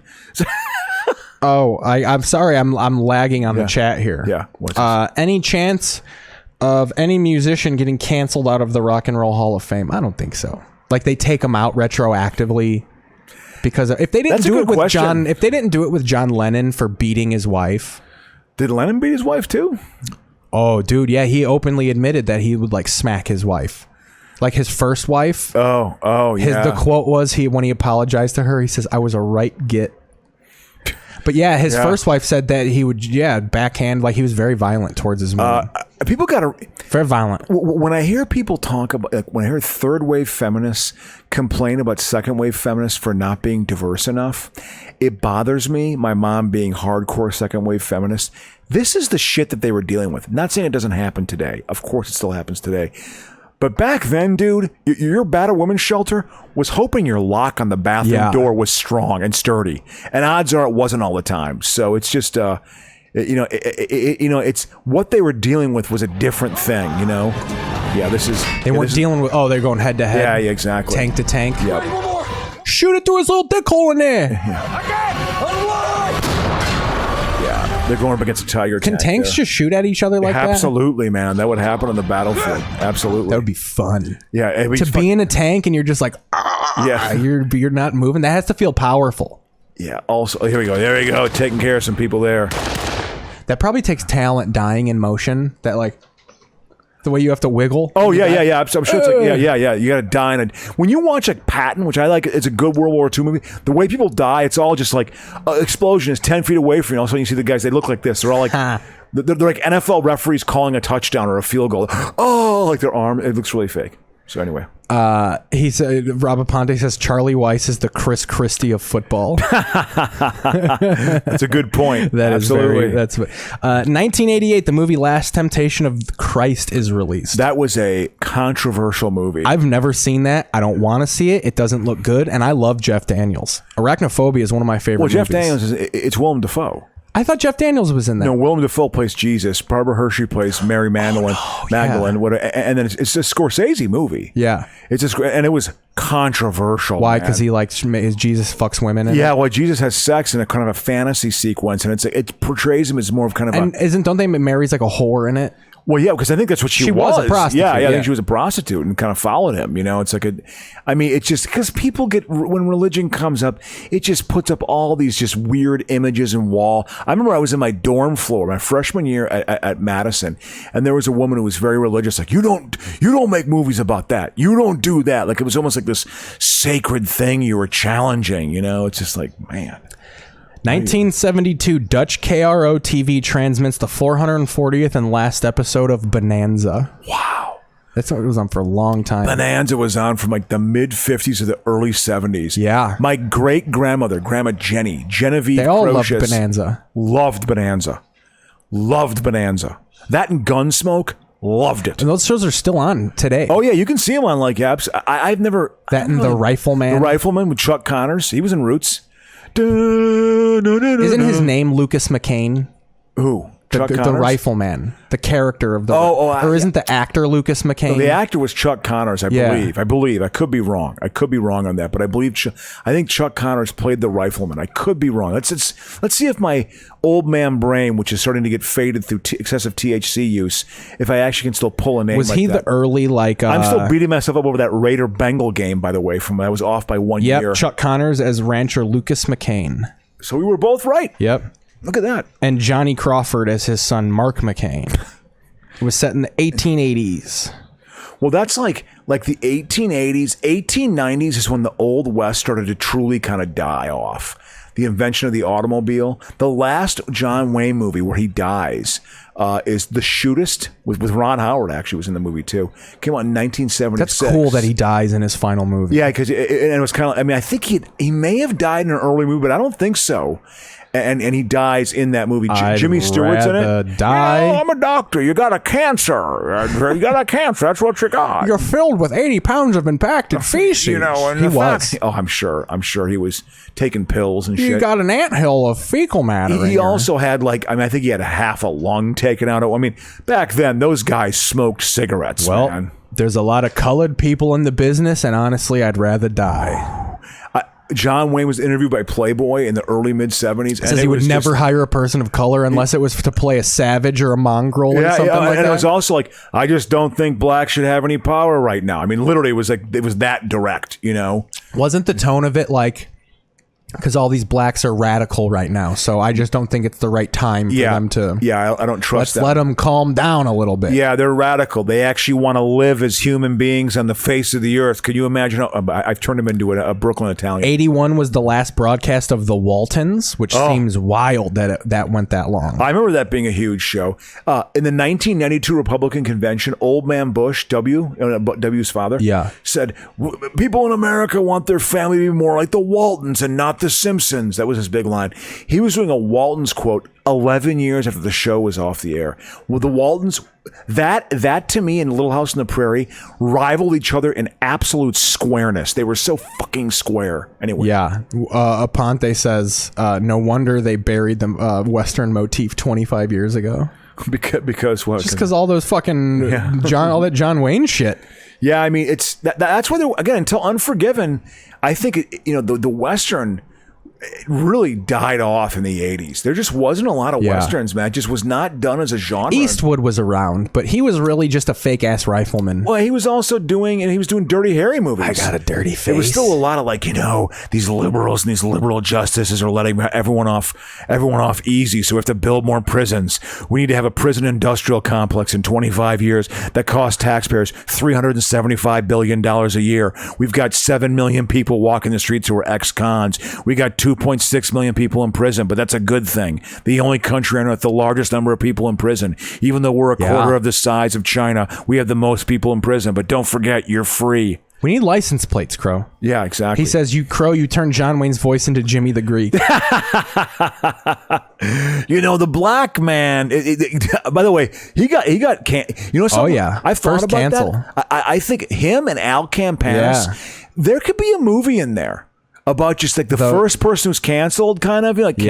And just sort of Jimmy the Greek, I guess, was just... At the end of it, he also had he had 3 children who had cystic fibrosis. That's like an old disease too. And you die, your kids die. That's like polio. Children die from that shit, So he had and at the end of his life, he was just living in Vegas as this kind of dirty man, and was just kind of pathetic and lost, So I think that could be kind of an interesting kind of story in there. Anyway, 1967, celebrity hairdresser Vidal Sassoon cuts actress Mia Farrow's hair into the famous pixie cut, costing $5,000. In reality, just a publicity stunt. Farrow had previously cut her own hair. Seriously? Yeah. $5,000, they said. Wow. That's such a fucking Hollywood thing to do. Ooh, I'm going to start a rumor. Ooh, this week in TV, The Wizard of Oz was premiered at the Chinese Theater in 1939. Yeah. Let's see here. 75 Indian action-adventure film Sholay, directed by Ram, is the highest-grossing Indian film ever. People love Bollywood. Apocalypse Now came out this week. Wow, in 79? 79. Wow. Did you see that in theaters? No. Oh, you were young. You were very young, yeah. Although I did see Alien that summer. Oh, so they let you see Alien. Or did you sneak off? My brother, my cousin, and then my aunt and I all saw Alien. When I was 10. And if you call this seeing a movie... You were terrified? Were you a little puss, petrified. You think? Did you get scared a lot? Were you easily scared as a kid? I think kind of. If your brother was ever like, Crow, there's someone under your bed, and he's gonna kick it tonight. It's because I had a monster living with me. He was called my older brother. That's the reason why I was scared. Deal with him. Jesus Christ, man. What a fucking sociopath. Yeah. Oh, 2017, Daniel Craig confirms he will play Bond one more time. Cut to 2021, he's still James Bond. Wow. I think Chris Idris, is that the guy's name? Idris Elba. Idris Elba, I'm sorry. Yeah, apologize. I think he'd be a good Bond. I think having an African-American Bond would be perfectly... I'm not... it's entertainment. It's entertainment, people. Don't take it so seriously. And then he can do a couple movies, and then a white guy can do it afterwards. And then here's something we could watch. This is a good thing to close on, and we can land the plane on this. Probably do about 5-10 more minutes. 1985, CBS premieres its adaptation of Death of a Salesman, starring Dustin Hoffman and John Malkovich. My mom and my stepfather made me watch that movie. Because this is classic theater. You're going to be smarter watching this. Yeah, and it's also just like a lesson about life, and what the future may hold. It's like, God, it was kind of... I will say the movie Fences with Denzel Washington is the Black Death of a Salesman. It's very comparable to they have this whole movie on YouTube. Oh, it's actually a pretty good... It's very... When you watch it, it looks like a play done on a movie. It looks so play-like. It's like Bye Bye Birdie. It's a pretty... I hated that movie, by the way. Dick Van Dyke. Yeah. No. This is a pretty good movie. I thought of a great idea to sell sports. Oh, they made Hoffman look all old and shit. Yeah. We have a line. That dude, the Loman line. That dude was in Avatar. Yeah. He's the guy. He's the bad guy in Avatar. Who else does he play? Doesn't he play like a guy who doesn't talk in a movie about a band or something like that? He also played Last Exit to Brooklyn in the early 90s. Is this movie about a big strike going on at a company, at a manufacturing plant in Brooklyn that's going into its 4th or 5th month, and everyone is just totally on edge. And he actually plays a gay guy in that who's like this total working class gay guy who kind of comes to terms with it. And he's married and has a kid. He's got a beard. He played, which is a kind of an interesting role. Jennifer J. Jason Lee is in that. And the movie, she gets trained in the movie. She gets 50 men rape her. This is definitely like theater because you could tell these are all young people with old prosthetics. Yeah. Hey, he did like me. Look at how young Malkovich is there. Will you stop? Walking very slow. What is this even about? It's about Willie Loman. He's a salesman. It's the dark side of the American dream, and just these kind of mythologies that people. It's actually a pretty good movie. Again, it's very relevant to the American sort of myth. Does he become like? Is it about the downfall of when you become successful? You actually become a dick? No, he's a loser who still thinks he's going to be successful. Okay. That's what he is. He's a loser. Walking with a big laugh. Don't look worried. Start off with a couple of your good stories to lighten things up. And then he's also he cheats on his wife, and like one of the kids finds out. They're forcing race and sex on you in school. And then he's just he's a loser who still believes in the American dream, and that's what I recall from this. Yeah, you can tell it's very much a play, though, can't you tell? Oh, the way totally. It's shot and stuff. Well, you can tell they were like, because TV movies were the shit, so they're like, let's make it look like a Broadway play. Absolutely, because it is a play. Well, I think they did it on Broadway for a couple years. I think. Malkovich is, and his kids are kind of fuck ups. Malkovich is he's an ex-jock. He must be young, huh? Malkovich was an ex-jock in that role, and he's this sort of loser who ends up getting arrested and gets jail time. Like Willie Loman's life is not a good life, and it's kind of the dark side of the American dream, know. And he lives by all these kind of cliches you hear about set in our culture, that. All you got to do is just work hard, and then everything's going to be okay, because that's all you have to do in this country. You don't have to just work hard, because no one, Still like that now. Exactly. I'm saying, if you watch it now, it's like, this is my life. It's relevant. Well, and you were like, he's a loser, but he thinks he's successful. I'm like, oh, so me. or me for crying out loud, man. I mean, I guess it's just... whatever. I have my own issues with this culture and sort of the way things are run. So, the fact is, you get 2 weeks of paid vacation at a career job in this country, and that is unacceptable. You should at least get 4. You should get a week off every 3 months. We all need to be a human being and to recharge. It's just it is. These broads got the world by the balls with their pregnancy time. No, not in this country. In Europe, they do. You get a year, 2 years of leave. Of maternity leave, and you get your job back, and you get paid 80% of your salary in Italy. If you're a woman and you have a kid, you still get a chunk of your salary. But that's socialism. That doesn't help the family, I'm sure, at all. It doesn't help the family at all. It doesn't help raise kids in the right way. Maybe stopping them from becoming criminals in the future. This country is. It's raisin in the sun for white people. It's raisin in the sun for white people, or fences for okay. But that was we're winding down here. We're about 2:54. I gotta call it a show. Oh, it's all good. Yeah. Thanks for watching, guys. I'm gonna put the outro song on here to really officially do it here. Good episode though. I like what we're talking about. Yeah. Thanks for. That's my take on Death of a Salesman. Follow Crow on social media at Insecure Comic on Twitter. Absolutely. And I haven't then had any tweets in a while. You can like the Facebook page for the podcast. It's just This Is Keith Paisl's podcast. Also, we have a Discord server now. I want more streaming stuff during the show. Sure. So think about joining the Discord server and all the chat stuff. Yeah. Also, KeithPaisel.com. Consider doing a pay-per-view donation. It's how we keep the show afloat without ads. Appreciate that. But yeah, thanks for listening, guys. Watching, whatever you do. Times. We love you. Goodbye.